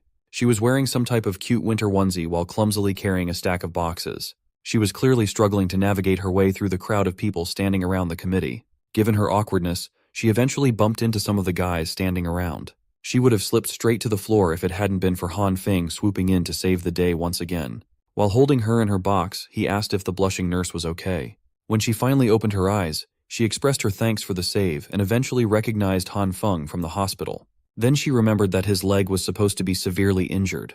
He shouldn't be in the condition to catch falling maidens. Realizing that he acted before thinking about the current situation, Han Feng struggled to think of a way out. He stumbled over his words before getting out that his speed of recovery had always been great since he was young. It was very unconvincing with all the nervous gestures. Fortunately, the nurse was too dense to gather any kind of untruthfulness from his words and actions. She just found his recovery speed to be fantastic. Han Feng offered to help lift her boxes. She declined at first, saying that they were heavy, but our boy insisted. It took a little bit of convincing, but she eventually entrusted the boxes to him. As soon as he got both hands on the supplies, he was flabbergasted by how heavy they actually were. They were unnaturally weighty. Curious, he asked her what was inside. She explained that these were mainly medical supplies that she was donating to those in need. She also acknowledged that it might be a little too heavy, and that she would be fine carrying them to the donation point. Entranced by her beauty and kindness, you could give Han Feng a few more pounds to carry, and he would never complain. Since she claimed to be stronger than most guys, the nurse kept reminding him not to push too hard. When asked if she'd always been strong since she was young, she became a little guarded while answering that there was a reason behind it all. Hearing those cryptic words made Han Feng naturally curious, but she looked uncomfortable telling the story and apologized for bringing it up. It's just that something happened recently that she can't quite explain. Also, they'd been talking and walking for a while now, and she still didn't know his name. Han Feng politely introduced himself in turn. The angelic nurse also dropped her name, Jin Shui. Based on her big smile, it seemed like she really appreciated this unexpected meeting. He was speechless whenever he saw that smile. He would have been in, but Nurse Jin asked what he does, and he truthfully answered that he was unemployed. Talk about fumbling a baddie so close to the finish line, my boy. But thanks to manhwa logic, an impatient man just happened to pass by, knocking Nurse Jin off balance. Struggling to maintain her balance, she eventually fell on Han Feng. He was the only one she could grab to stabilize. This also led to her soft breasts pressing into Han Feng's arm all of a sudden. Having zero riz, Han Feng just stood there and savored the moment. Nurse Jin immediately pulled away and apologized while Han Feng tried to say that it was no problem. This would have been a perfect first meeting if it hadn't been for Li Hyona rearing her ugly head to approach Han Feng like a sleepless zombie. You could see the effects of hunger and cold taking a toll on her. Like the parasite that she is, the witch immediately pounced on Han Feng, deliberately rubbing her chest against his arm. Grabbing him slowly, she asked who the pink-haired lady was and if she was a friend.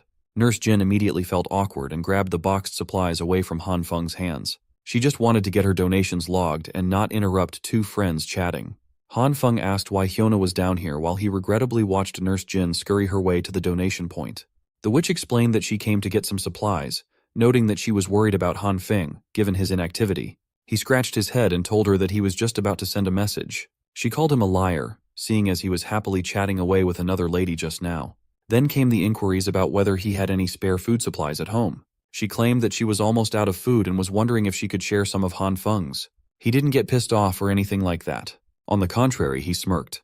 Continuing his simp act, Han Feng claimed that he didn't have much food left either, but could spare some to share. But he'd only share food with people who reply to messages. Acting forward, he grabbed the witch by the waist and asked if she would be willing to accompany him to his place for a few days. Not used to the more confident version of her supposed simp, the witch lost her composure for a second. She pushed him away and smiled. Li Hyona insisted that if Han Feng wanted to chat, they could just do so online. Taking that as a flat-out rejection, Han Feng turned back to head up to his place. Being in a very desperate situation, the witch grabbed him before he could get far, telling him to wait up. She asserted that he had changed quite a bit recently. Hyona also claimed that she had always been very serious about her feelings. With the most convincing puppy eyes imaginable, Hyona professed that she didn't want people to think that she was just with Han Feng for his money. So, she's going to need a little more time for something more serious. Han Feng looked at her act with a blush on his face. Thankfully, he checked himself immediately. If he hadn't already died once by her hands, he would have believed those words. But right now he just wanted to tear her ugly mask off. The thing is, he still hadn't found out who the man behind the witch was. Thinking about it now, why would he even go look for the guy when he could just act and proceed like he did in his previous life until Hyona naturally brought the man over. This time he'll be more prepared.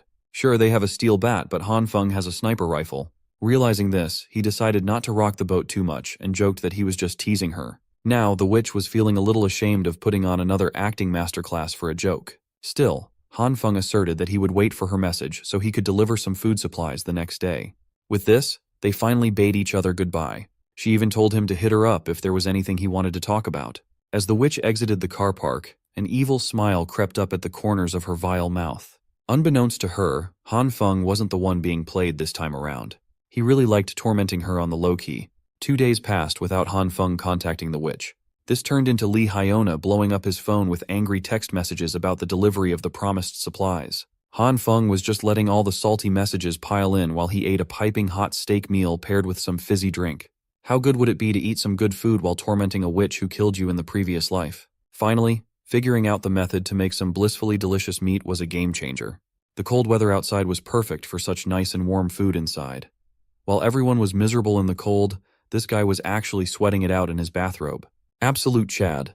He hadn't been just lounging around these past few days either. He conducted numerous experiments that allowed him to confirm 2 important things. First, his meat could not be expanded limitlessly. Second, just like soybeans, meat could be reproduced without a limit. His experiments had already yielded pounds and pounds of it. For every full stalk of beans sprouted, he would use half to grow more beans and eat the other half. He could freely apply the same principle to meat. Under the red and green light, half a steak and a handful of soybeans could produce a whole piece of steak. Exploiting the same process over and over would yield an unlimited amount of steak. After conducting numerous tests to put this hypothesis to the test, he concluded that he wouldn't have to worry about eating good food in the future. Some TV stations were still sending out reporters to chronicle the unprecedented snowstorm on its 19th day. It was August 2nd now, and even the picturesque islands of the Maldives near the equator had reached average temperatures of -42 degrees. The entire island had been engulfed by ice and snow. Even the ocean was freezing at a speed observable to the naked eye. It was unreal. According to expert readings, the ice layer had reached 55 centimeters deep. Similar situations could be observed in other countries near the equator, the supposed warm territories. Watching through his massive entertainment center, Han Feng scoffed at the news coverage.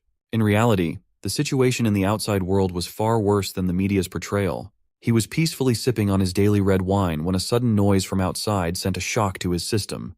Han Feng hurriedly made his way to the window and opened the curtains. He could see a building engulfed in fire from a distance. This was the 7th explosion incident in the past few days. Even Han Feng was clueless about the cause. But what was certain was that this was not a good sign. There had been a ramp-up in the number of military helicopters flying through the city too. If he was clueless, so were the rest of the survivors.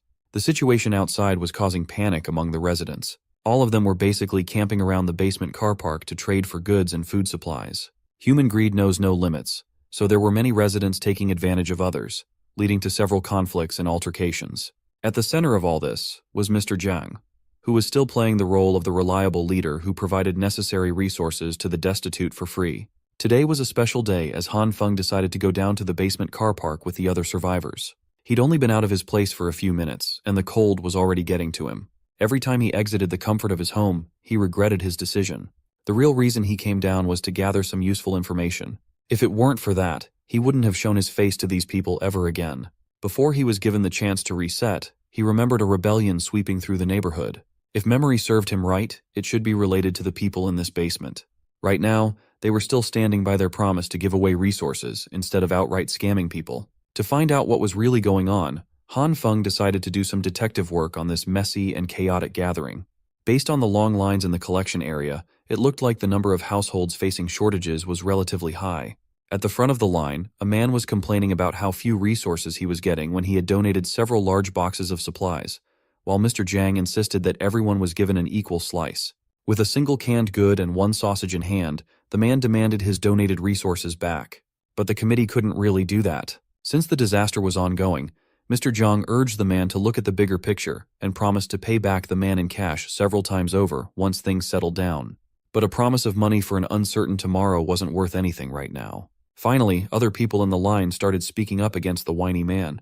They bashed the guy, telling him to stop being so shameless and move along. It didn't take too long for a mob to form around the idea of hating this shameless man who just wanted a few more supplies for his family. They were thoroughly under the influence of the interim committee. Han Feng knew all too well that there was no way for the people in charge to concede their resources in this current situation. But placing yourself on higher moral ground against those who donated more resources at the start of the crisis was equally shameless. Speaking of shameless, the man, the myth, the legend, finally made another appearance in the basement. It was none other than Homeless Joe. Brother Lee. He looked a lot worse than a few days ago. He looked frail, sickly, and thin. It had been a while since the Gun brothers had seen each other. Brother Lee claimed that he wasn't doing too badly, but it was clear that he was. According to him, he was just trembling from being flustered and powerless, not to mention the cold. He was far from doing not too bad. Brother Lee finally admitted that he had been having a difficult time, just depending on drinking water to suppress his hunger, as he didn't have any food left. When the donation drive was in full swing, he donated most of his resources to the committee. In the end, his own supply ran out before the promised end of the snowstorm. In addition, the rations that the committee doled out were too little. If Brother Lee had only known how bad the weather would be, he would have kept more of his personal stash. Realizing that he had a possible solution for Brother Lee's plight, Han Feng pulled the gangster closer to whisper a favor. Brother Lee pulled away in disbelief. Little Han Feng just offered him 4 packs of instant noodles and 2 sausages to do a simple job. Han Feng made a point of asserting that this would put a significant dent in his supplies. The gangster took it as his little bro was looking for an excuse to give him food. He was moved to tears, promising to remember his goodwill for the rest of time. Brother Lee grabbed Han Feng with sincere intensity and assured him that this small matter would be settled without a fuss. As for the food, he could just swing by Han Feng's house later. But first, Brother Lee really needed something to fill his stomach, so he lined up to get some rations. Han Feng was just pleased with the perfect deal he cooked up. With just a few packs of noodles and sausages, he wouldn't have to come down here personally to gather information in the future. He felt a little sorry for Brother Lee, but sticking his nose into other people's business wasn't as important as comfortably lazing on his sofa, eating delicious food, and playing games. Han Feng would have had a perfect journey in the basement car park if he hadn't been spotted by yet another familiar face. After hearing his name, the next thing he saw was a palm heading for his face. Lee Hyona's version of hello for today was a crisp slap across Han Feng's cheek. Not expecting to get assaulted so early in the day, he didn't know how to react to this absurd scenario. With anger in her eyes, Hyuna told Han Feng that he had been a disappointment. The broke bitch proceeded to yell at him for not responding to her messages asking for food. She made sure to raise her voice so everyone in the car park could hear. Han Feng was stun-locked. He just stood there trying to process what was happening. The witch he had been messing with just slapped him across the face in front of everyone. He hadn't even settled her previous life debts yet. Now she's coming into his space and slapping him for no reason? This was blasphemous at this point. With his anger rising at an alarming rate, he reckoned that Lee Hyona still saw him as that pathetic wimp, easy to bully. He remained silent for a few moments as she berated him for not responding. She called him deaf and mute, and demanded an answer to her questions. Han Feng took a deep breath, the cold smoking up the air. Then he proceeded to put on another act, sincerely apologizing to Hyuna. He explained that his supplies were stolen. He had placed the food he was about to deliver outside his door for a quick second to get his keys, but the boxes of supplies were gone by the time he returned. Han Feng claimed that he tried to look for the culprit, but hadn't found any clues at all. At this point, she looked like a crackhead desperate for her next hit as she asked him if he still had some resources left tucked away.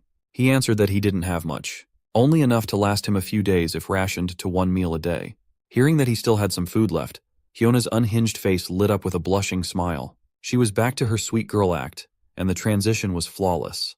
But when she asked Han Feng to split half of his food and just eat 1 meal every 2 days so they could both get through the disaster together, she looked unhinged. Han Feng could barely stand how shameless this woman could be. To be capable of saying such selfish words without batting an eye was terrifying. Well, in her eyes, this man was still just a tool to use when needed and nothing more. Letting her continue thinking that way, Han Feng smiled and lovingly concurred with the plan.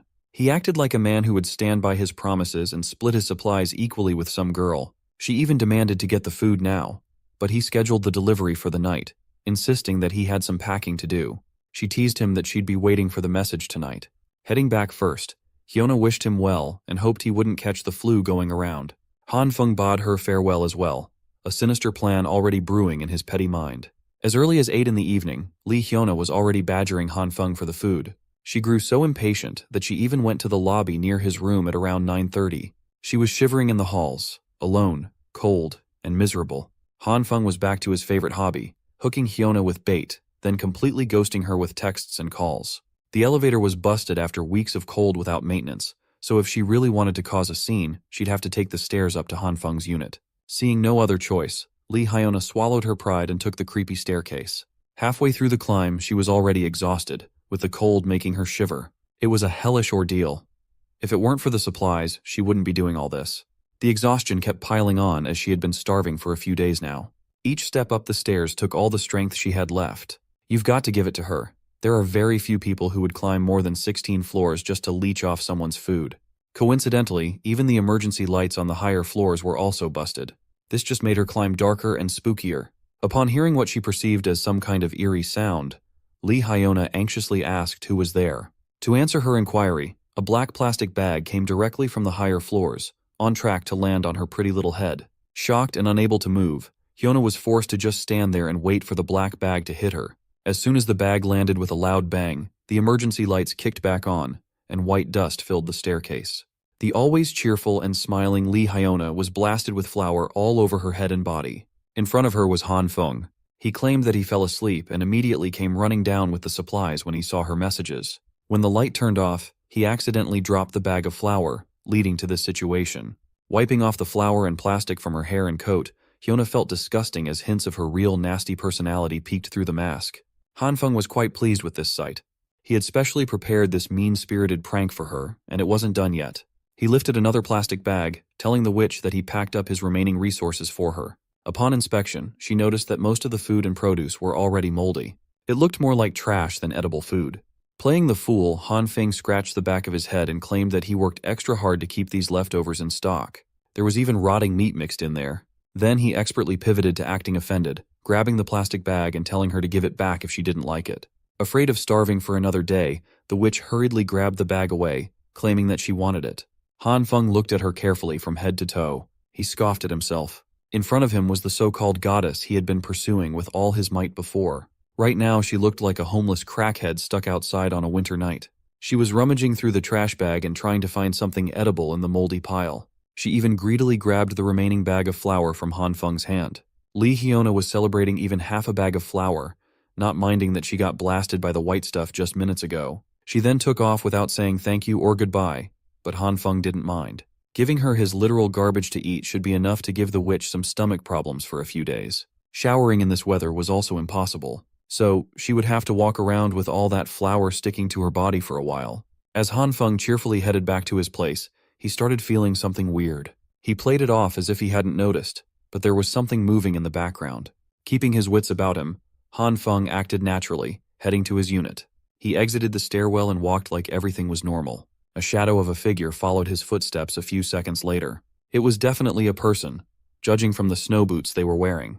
Taking advantage of the surprise factor, Han Feng actually hid behind the door and pounced on the unknown figure tailing him.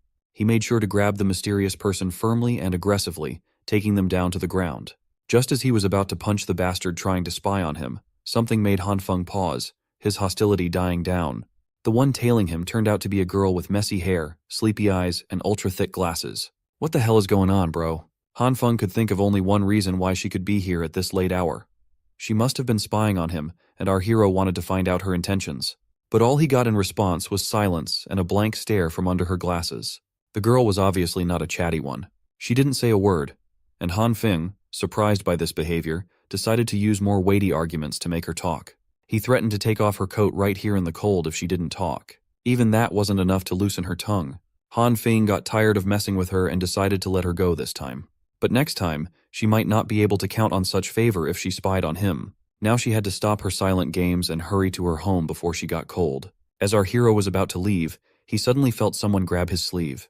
This silent girl wasn't going to let him go so easily. Although Han Feng didn't understand what she wanted from him, she, on the other hand, just stared at him and remained silent. Han Feng told her to stop looking at him, and even threatened her to leave if she didn't tell him what she wanted. But instead of answering, she pointed at something with her hand, and pulled our hero with her. Even a laggard like Han Feng realized he was being shown something. They came to her room. It was surprisingly warm and bright inside. Our hero was even speechless. Looking around, he noticed piles of boxes of supplies. Of course, some of them were empty and the room was full of trash. But the fact that this girl had so many supplies weeks after the apocalypse began was incredible. Had she also prepared in advance? Han Feng directly asked her if she knew in advance that the ice apocalypse would begin, and surprisingly enough, she finally spoke. Although she said some strange things, it turned out that she had done the calculations herself and got the result that predicted a future ice age. She turned out to be the strange person who had been posting in the community chat about the coming of the ice age apocalypse before it happened. Han Feng, of course, didn't understand what she was talking about. It was hard for such a dumbass to realize that by doing research and calculations, one could sometimes know the future without even being a reborn regressor. But Han Feng knew that she probably didn't bring him here to talk about her research. And he was right.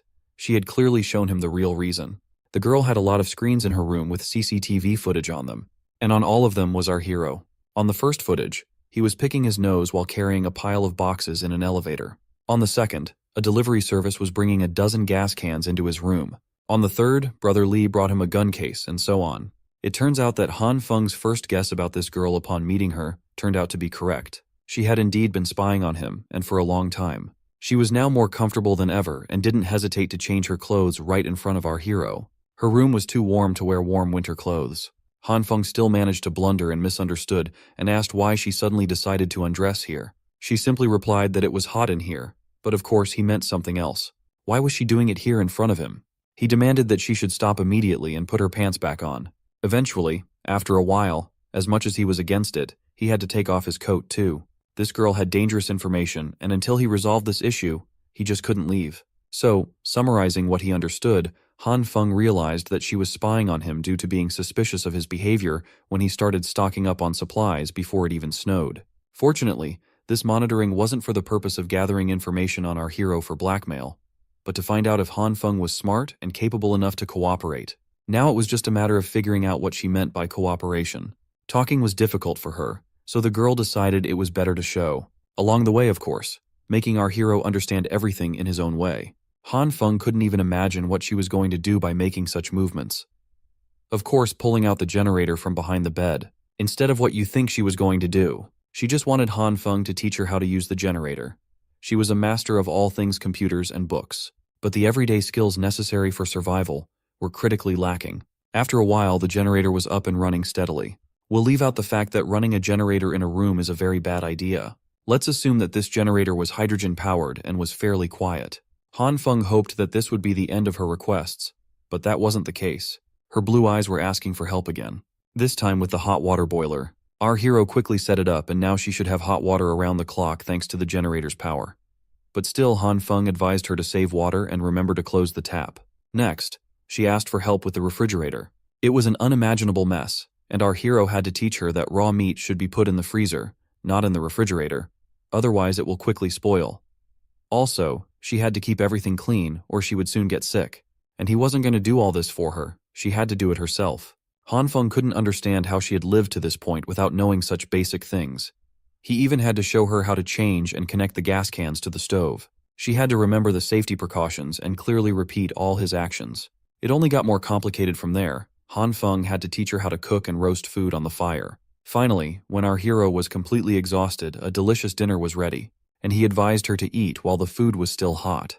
He himself couldn't understand how he'd gotten to this life. He had to spend all day babysitting an adult child. His new friend's ability to take care of herself was too low. Although she didn't seem to be embarrassed at all, the dinner was just too delicious. Han Feng realized that there was no understanding on this matter and awkwardly excused himself by saying that he was just joking. He was incredibly tired for the day and couldn't dream of anything else but his warm bed. Turns out he wasn't the only one tired during the day. When he turned his attention to the girl, she was already asleep, and the table with food as a bed suited her just fine. This was the first time Han Feng had ever seen someone fall asleep while eating, but still, he decided to carry her to the bed. Who would have thought that he would spend the day teaching a child? During the night, the snowfall only intensified and the temperature dropped even lower. Han Feng had just woken up, and he already had guests demanding his attention. It was the same girl again. She had brought gifts to thank him for his help. Even our hero was surprised by her generosity. She had brought so much. But after Han Feng took the boxes away, she continued to stand at the door and wasn't going to leave at all. That look he already knew. She wanted to ask for another favor. She had brought a generator with her and asked him to teach her one more time. She didn't seem to have memorized yesterday's lessons, so Han Feng had to start all over again. After a few days of talking to the girl, he realized that she was a complete idiot when it came to survival. She was also critically lacking in common sense and understanding of what was appropriate and what was not. But she didn't give up, and every day she dragged Han Feng to her room to be taught survival and everyday skills. After a while, she finally managed to cook something remotely edible and resembling a meal. Even such a cooking skill Han Feng considered an improvement. Previously, even dogs wouldn't want to eat such a thing. But in an ice apocalypse, even humans would line up for such food. After so long, Han Feng finally decided to find out the girl's name. She introduced herself as Zhao Xingan. It was still a mystery to Han Feng why she spoke so strangely and what was wrong with her. But he wasn't going to leave her to her fate. Meanwhile, downstairs in the basement where supplies were being distributed to the needy residents, things were not calm at all. The hungry residents were fighting amongst themselves for what little supplies they had left. Chaos reigned, and the residents began taking supplies from each other, arguing that no one could prove whose supplies it was. The weak simply fell from powerlessness, and the strong tried to grab more. It seems that the quiet days in this community are over. People were fighting for resources they felt entitled to. They guarded what little they managed to loot with their lives. Any attempt at stealing quickly devolved into mindless violence. These people punched and kicked one another mercilessly until their fists and shoes were bloodied. While everyone was hastening the collapse of civilization, Mr. Jiang remained calm throughout the storm. He amplified the volume of the megaphone in his hands and stopped the fighting altogether as everyone covered their ears in pain. Bro was using a real sonic attack. That's a real supervillain. After a few seconds of that grating feedback sound, Mr. Jiang finally addressed his fellow survivors. He asked them if they had had enough of the fighting. He picked up one of the badly beaten men and explained that just because of these few remaining resources, they were risking death. Wasn't that the definition of ridiculous? But the masses were still angry. Mr. Jiang was the one who suggested the donation system, and now they only received a packet of noodles every few days. If they didn't die fighting, they would die starving. Mr. Jiang pretended as though he was listening to their complaints about the problem with resource distribution or the lack thereof. He turned to his people and stood on business. If they were fighting for such ridiculous reasons, then perhaps they deserved to starve to death. Mr. Jiang posed the question of who caused this situation in the first place and urged them to think carefully. The irritated masses blamed him for this. He picked up a piece of bread and started working his magic as he helped the people remember what was really happening. Bread that was originally sold for a few dollars could now be bought from those with abundant resources for tens or even hundreds of dollars. The elite squeezed the unfortunate dry. It came to the point of splitting a piece of bread into 5 or 10 pieces to be auctioned. They used the disaster to get rich. As for those down in the dumps in the basement car park, they had long since run out of cash and resources. But here they were, having an internal strife due to the system that used to work. They were killing one another while the elites, who had plenty of supplies, hoarded their treasures without donating to the common good. They were the ones who raised the prices with malice. And yet here were the poor, starving and fighting to the death. Mr. Jiang asked if that was fair. Feeling that he now had the masses gobbling up his words, Mr. Jiang urged everyone to stop what they were doing and stand united to take back the resources that belonged to everyone. These hungry and angry citizens started rationalizing what they had just heard, convinced that they were being treated unfairly. Why were the rich the only ones getting all the benefits while the rest of them had to struggle just to stave off starvation and death? Mr. Jiang watched as the pieces of the puzzle fell into place on their own after planting a seed of hatred in the people's minds. The dissatisfaction and anger that the masses felt pointed upwards to the rest of the apartment building's residents. The survivors believed that they were just taking the share that belonged to them. Seeing the bubbling of violence, chaos, and desperation, Mr. Jiang smirked silently. In the midst of the mounting chaos, Homeless Joe, also known as Brother Lee, could be seen. Of all the people, he was the only one who could see through the bullshit of that speech. The people had practically gone mad, and something big was about to happen. He had to inform Han Feng as soon as possible. In Han Feng's room, he was just lounging around, pretending to read a book while snoring. He was woken up by the ringtone of his phone. He received Brother Lee's texts about the trouble brewing up in the basement car park. With Mr. Jiang's continuous incitement, the people were now planning to snatch resources from everyone else. They were going door to door and prying locks open. These raiders were armed and ready to cause harm. Brother Lee advised Han Feng to hide and not face these lunatics head-on. He could only hope that Homeless Joe could take care of himself out there. Han Feng did not expect things to turn out like this. Although he bought 2 guns in case of a crisis, the idea of using them against another human mortified him a little. Furthermore, if the people had formed such an organized operation and revealed his resources, they would certainly have been gunning for him crazily. They would eat him up and leave nothing but bones. And for that, he needed to be prepared for all kinds of scenarios. For now, he retrieved a bunch of wires, tools, and a couple of fire extinguishers from the stockroom. Using this stuff, he tried to rig his door by crudely strapping live wires on the doorknob for security reasons. Upon finishing his janky rig, Han Feng slowly unfurled the wire on the floor. His little experiment was interrupted by the sudden loss of power, though. From above, It was clear that every building in the area had lost power at the same time. Some people tried to contact management, but they lost contact with those people long ago. Han Feng reckoned that with the snowstorm intensifying and the overloaded usage of power by people trying to keep warm, this blackout would have happened sooner or later. Moreover, the snow built up in most areas, and the abysmal temperatures outside made it impossible for maintenance. Considering all the factors at hand, the power failure and signal loss might be permanent this time around. Once the people realized that the power was never coming back, things would only go downhill from there. Their feelings of panic would only lead to an even more serious rebellion movement. And that's when the real hell would begin. 30 minutes before the power went out, the witch, Lee Hyona, was greedily shoving noodles down her gullet.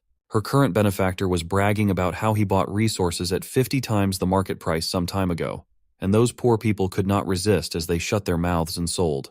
For all the resources he had in stock, he only spent $500,000.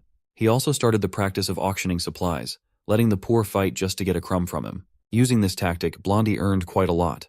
He ran his hand alongside Lee Hyona's face and asked if she thought she had made the right decision to follow him. The witch smiled and cheerfully nodded. The rich prick was already thinking of doing anything he wanted with this pretty girl, as long as he had the resources to buy her obedience. Their moment was interrupted by the sound of hurried footsteps pouring into the hallway. It was the car park people, and they brought tools to break doors open in the middle of the night. Blondie overheard that he was being specifically targeted for spearheading the rise of prices in the group chat. The raiders started banging and kicking his door, trying to force it open. Blondie might be rich, but could all that cash save him from what was coming?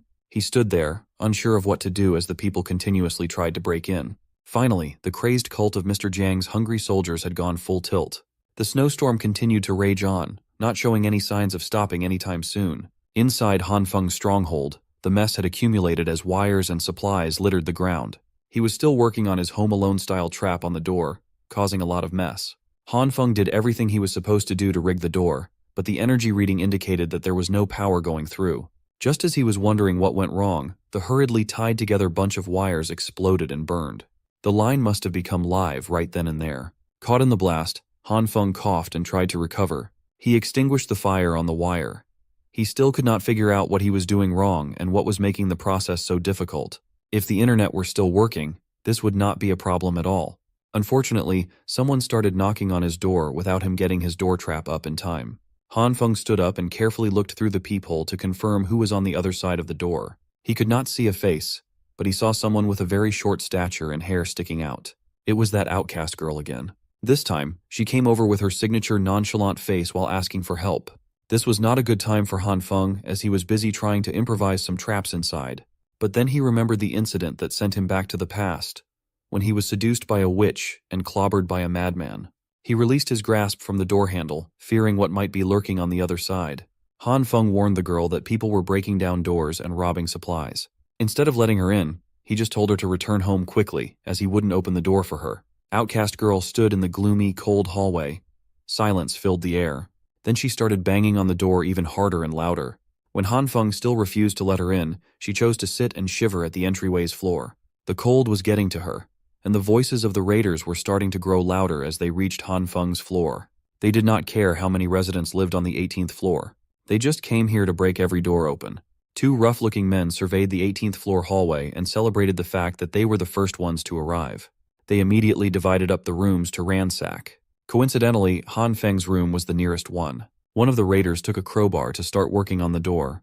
They introduced themselves as people who delivered resources first to see if anyone was home. Inside, Han Feng had taken the girl and covered her mouth to prevent any noise.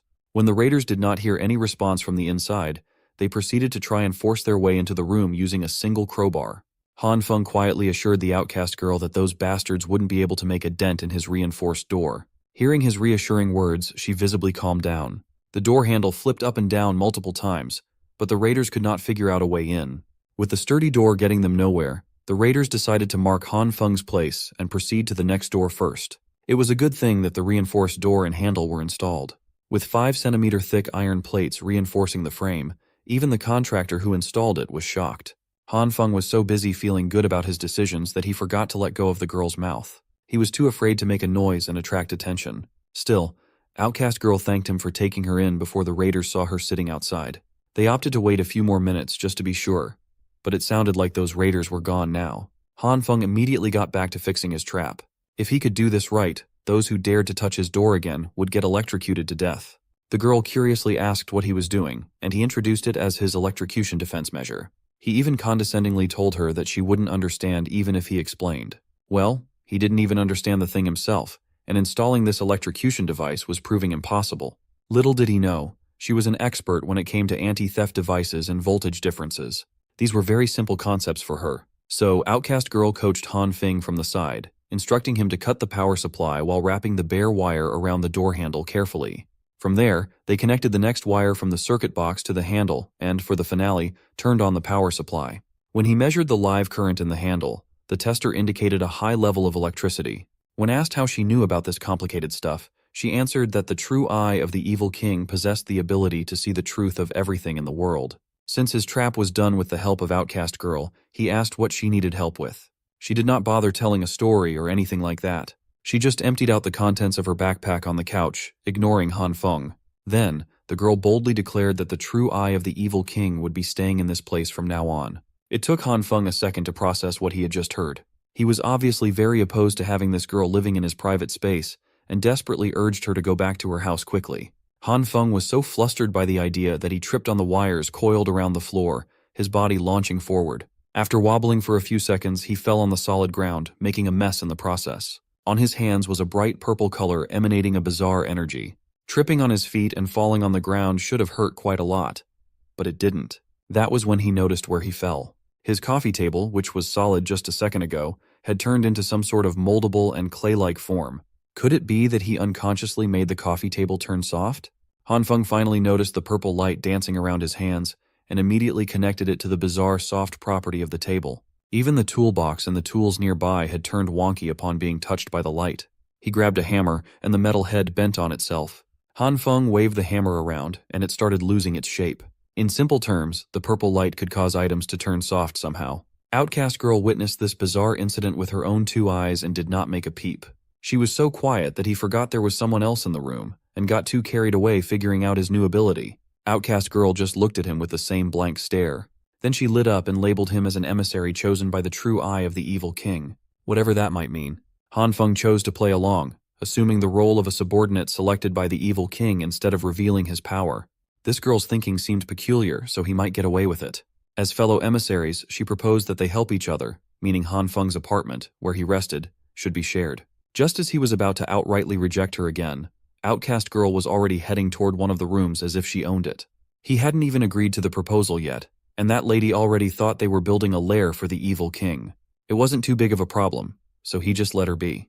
What was more important right now was to figure out what exactly that purple light was. At a cursory glance, it seemed to have the ability to turn things soft, which meant he possessed more than just 2 kinds of lights. Maybe there were many more that he just hadn't discovered yet. The inciting incident was him tripping over the cables and almost crashing into the coffee table that had turned soft. It would be logical to try to recreate the feeling of that moment to reproduce the power. After concentrating on that image for a while, Han Feng managed to summon the purple lights again. He was getting the hang of calling his powers automatically now. The first thing he tried it out on was the cables that triggered the discovery in the first place. Then, he branched out to other things, namely, a sharp kitchen knife. Curious, he activated the purple light, and its grimy essence quickly swallowed the whole blade. He was shocked to see that the softening effect had no problem working on steel as well. It got so soft that the once sharp knife felt like jelly wrapping around his skin. After that, he went on a spree and tried this softening touch on many other materials too. Every household material he could think of was susceptible to the power. The longer he used the purple light, the softer they became. Other than altering an object's softness, there were no other changes. By itself, the purple light's effect was pretty useless and impractical. Then, another idea struck Han Feng, a concept that he was already familiar with. What if he combined 2 different kinds of light? What if he mixed purple and green and applied them to a softened object at the same time? It did not take him long to get good at merging 2 lights into one. He grabbed the softened and melted-looking kitchen knife, applied purple and green lights all over it, and screamed, "Bankai," as if he was from Bleach. Much to his surprise, it really worked. The melted and softened kitchen knife returned to its solid state, tough and sharp as ever. Hell, he could even use the blade as a mirror, considering how polished it looked after applying the combined lights. He surveyed the room and found a box of tissues lying around. Curious, Han Feng did the same thing to a piece of tissue paper and tried to bend it out of shape. He had a very hard time doing so. which meant that he could change the toughness of an item when two different lights were combined. Moreover, the toughness that green and purple lights imbued in these objects was quite extreme. Speaking of toughness, doesn't he have a very important and practical use for this ability? Meanwhile, the owners who had raided other people's supplies were starting to act selfishly as they refused to hand over the resources they stole, choosing to keep them for themselves in fear of running out. They argued that they didn't want to split their hard-earned haul with the women and elderly, but they still had to keep it a secret, or they could get screwed if it leaked. While the raiders were plotting their shameless crime, one of them noticed something odd happening on the walls. Much to their disbelief, the wall of the 18th floor appeared to be wriggling around. Shining a light on its surface, a face started emerging from the supposedly solid concrete wall. It moved and grimaced as if it were trying to break free of the wall's clutches. The raiders might be tough criminals when they pillaged for resources, but this was something unexplainable and downright horrifying. As soon as the face's arms joined in, as though it were a ghostly apparition trying to break through the mortal realm, it was lights out.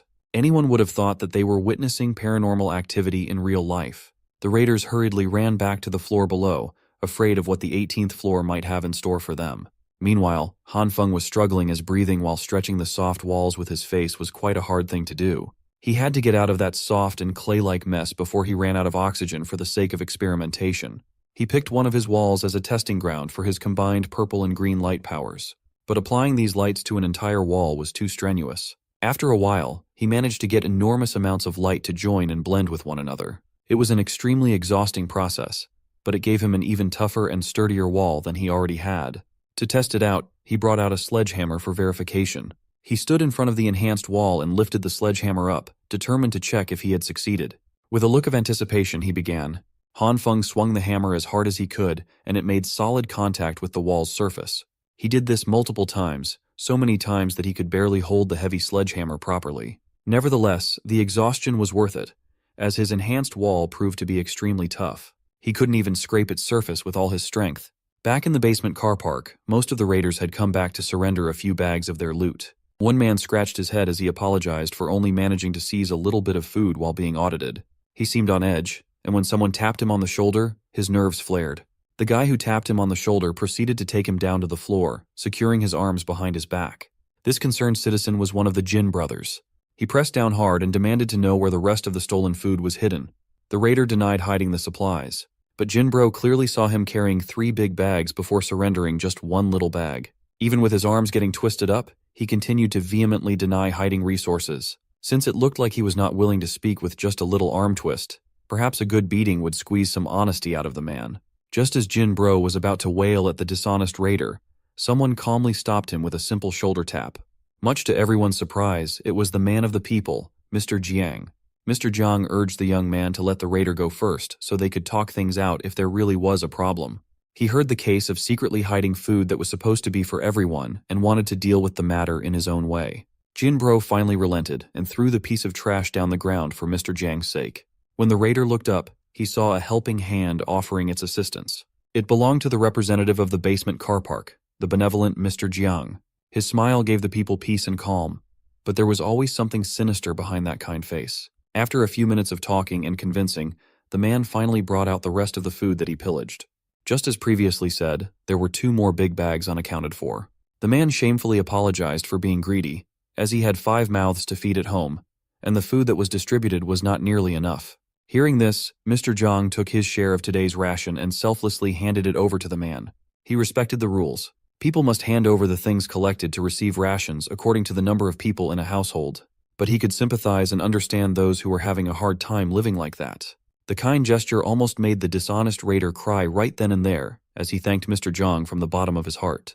The lying thief, Lao Wang, swore that if Mr. Jiang needed anything in the future, he would be at his service. Turning to the masses lined up in a single file, Mr. Jiang urged them to quickly receive their rations and go back home quickly. The Jin brothers were curious as to how Mr. Jiang got the thief to hand over everything so willingly, and why he gave the guy extra rations from his own share. He insisted that he did not do much and just helped the guy understand a certain principle. Of course, the Jin brothers were curious about this principle. Mr. Jiang explained that in the history of the country, there were multiple times when riots and rebellions occurred due to the clash of benefits between different social classes. However, the nature of these riots was defined as a collective social behavior. If you were not arrested on the spot, you wouldn't be convicted in a court of law. All Mr. Zhang did was inform the man that if he broke the rules, the collective would no longer welcome him. He would become nothing but a common robbing criminal, not to mention the punishment of the law after the disaster passes. That guy would have to face the revenge of the owners he stole from. Those fears compounded and made the decision easy. Uncle Lu watched everything unfold from afar, just a passive observer. He knew that Mr. Zhang deliberately left the fact that within those groups of rioters, there would always be a leader leading the collective's actions. Heroes and even villains will always emerge in troubled times, and he could see that potential in this Zhang kid. As for our MC, he was still busy swinging his sledgehammer on different parts of his house to make sure that they were virtually indestructible. This activity was draining him quite a lot, but at least he has invincible windows now. Now that the entire house has been strengthened and toughness verification is also finished, he can finally chill, right? At that moment, someone started knocking on his door again. This is becoming more and more common. He treated softly on the floor and wondered if it was those resource-stealing neighbors again. Upon arriving at the entryway, he looked through the peephole to see what was up. Much to his surprise, it was none other than Lee Hyuna calling out his name with tears in her eyes while shivering in the cold. This was an extremely familiar scene. She went on about how she couldn't betray the feelings he had towards her. That one can only understand someone's heart during tough times. And only someone who truly loved her would invest in her unconditionally. If he just opened the door, she would gladly open her heart. Han Feng's mind replayed the night he died after being ambushed in his own room. He recalled how this witch and his partner made a dead fool of him. Today this girl was repeating the exact same words she said to him before he died. This means that outside that door, there's a man lying in wait to bash his head in if he fell for the act. Han Feng's first thought, now that his revenge can finally be put into action, was to get the gun and kill this dog couple directly. But he stopped halfway through. Since there was no electricity right now, the enemy hiding in the dark would have the advantage while he was out in the open. If Han Feng can't kill in one shot, then he might lose his life instead. If he used electric shocks, then tricking two people into touching a trap at the same time would be basically impossible. For now, he tried his best to calm down as he turned his generators off. He had one shot at this, and that's even more reason for him not to lose his focus. He needed to calmly analyze the situation. The one posing a higher threat wasn't the witch at the front door, but the man hidden in the dark. Han Feng needs to locate his position and deliver a fatal blow upon stepping out. That first part could be a little tricky though, but he had prior knowledge of how this event happened in the past. As far as he could remember, that man should be hiding in the blind spot behind the door. He estimated the approximate position of his killer through the wall while clutching the sledgehammer tightly. Han Feng had an idea. Although he would need to spend some time to act it out, it could be his best shot. Touching the surface of the wall, purple lights coalesced in his hand as he hoped that this plan would work. Lee Hyuna continued acting like a damsel in distress as she desperately called Han Feng's name to be saved. The man she brought to kill and rob Han Feng was already beginning to change his mind, but she insisted that this loser, Han Feng, had a ton of resources. Truckloads of supplies delivered a day before the disaster. Anyone would jump on the chance to plunder enough resources to feed themselves for quite a few days. But they made the mistake of choosing the wrong superpowered target. The wall behind the killer morphed and moved like clay. A sledgehammer-shaped protrusion came out, seemingly trying to break through the soft wall. The killer was starting to hear some weird noises nearby, but Lee Hyuna was too focused on performing the scam. When the killer identified that the noise was coming from behind, he was too late to turn around. A freaking sledgehammer coated with a softened cement wall collided with his jaw, undoubtedly breaking the whole thing with destructive force. The witch stood back in shock as she watched her partner in crime fly like a rag doll. She asked what happened, but he was in no shape to talk. His body was shivering with agony and cold. It was right then that the seemingly unopenable door slowly creaked open. Han Feng burst out of his room with a fire extinguisher in his hand and a sly little smile on his face. The haggard witch looked at the supposed loser in fear. Before she could even speak another word, Han Feng let that fire extinguisher rip, covering the thought with that white stuff as she screamed in pain. Lee Hyuna was a good actress. She managed to keep her soft cadence as she begged Han Feng to stop spraying her with the white substance. She even ingested some of it, which you weren't supposed to do. The witch coughed and coughed as her body began breaking down from the cold brought on by the extinguishing agent. When she opened her eyes, she saw the rich blonde prick she had brought as muscle to rob Han Feng lying on the floor, convulsing uncontrollably and desperately asking for help. Unfortunately for him, Lee Hyuna wasn't in the best position to provide assistance either. Han Feng's hand emerged from the extinguishing agent fog as he reached for the witch. She reacted quickly, but he managed to grab her hair and scarf simultaneously. It must have been the adrenaline pumping through her system, but Lee Hyuna managed to break free, though she lost a handful of hair in the process. She was one slippery son of a gun. She managed to stand and run out of the way while screaming for help. Han Feng clicked his tongue as the witch escaped far too quickly. The same couldn't be said for the man he had clocked with a sledgehammer, though. He was still struggling to even stand. Fueled by anger and frustration, Han Feng kicked the rich prick in the stomach. Just as he was about to stomp on the man who had killed him in his past life, the blonde prick pleaded for him to wait just a second. This fool started bringing up his dad's name and all that nonsense. He promised that if Han Feng touched him again, bad things would happen. Han Feng responded by delivering another solid punch to the face, goading the spoiled brat about what he was going to do next. Han Feng didn't give a damn who this prick's daddy was. He intended to inflict as much pain as possible and beat the hell out of this brat to his heart's content. Seeing that threats wouldn't work, Blondie tried a more respectful approach. He called Han Feng a brother, asserting that they didn't even have beef with each other, so the beating was totally unjustified. Infuriated by memories of his past life, Han Feng punched the bastard's head to the ground once more. Han Feng mounted his chest and continued raining blows while voicing everything in his heart. This man had treated his life as if it were worthless. He was killed when he was just minding his own business. With his gloves painted with blood and his eyes filled with malice, Han Feng urged the prick to say something. Blondie might have wanted to, but his jaws and mouth were too messed up to form another sentence. Han Feng stood up and grabbed the modified baseball bat lying on the floor. Holding the weapon that had ended his life and started a new one, he looked at the defenseless culprit lying helpless on the ground. The rich prick cried and coughed up blood as he demanded to know why he was being treated this way. Han Feng's temper flared. The man who had killed him without any valid reason now dared to demand one from him. He raised the steel bat, customized with nails, and swung it down on Blondie's face with full force. The sound of skull cracking and blood splattering filled the hallway of the 18th floor. He had finally gotten his revenge. He had killed the man who killed him. Han Feng's blood was pumping, his adrenaline was spent, and he looked at the gruesome sight before him. Realizing the gravity of what he had done, he almost threw up at the gory mess. Luckily, he managed to turn his head to the side and vomit on the ground. Han Feng tried his best to recover his composure when a familiar voice cleared her throat. He turned around and saw Outcast Girl sitting by the door, quietly playing with the man's blood. She must have seen everything transpire and offered to help him with the mess. They took care of the crime scene quickly. She wasn't even fazed by the gore and blood. Han Feng reckoned there was something off about this girl, and it wasn't a good idea to let her stay in his place. He used the excuse of being targeted by more criminals seeking revenge at any moment to convince her to go back home lest she get caught in the crossfire. Sipping her orange juice, she didn't seem bothered by the threat of more intruders at all. Han Feng just really wanted to get her out of there for her own good. But she was adamant about staying in the apartment, and it seemed like nothing could convince her otherwise. He emphasized that the following days would be dangerous, and both of them could die in the process. She resolutely placed her glass of orange juice on the table as if making a stand. Outcast Girl assured him that the evil king's true eye would protect them no matter what. But for now, the evil king's power is depleted, and she needs some sleep. Han Feng was done with this shtick, so he grabbed her arm before she could lock herself in the room. He demanded she stop trying to brush him off with her wannabe edgy nonsense and listen as they were about to face something very serious. She simply glanced at his tight grip on her shoulder, then looked up. She told him to go on and opened the door to the room. Confused, Han Feng chose to follow her lead and peeked through the door. I don't know what he saw, but it shocked him to his core. Han Feng was speechless.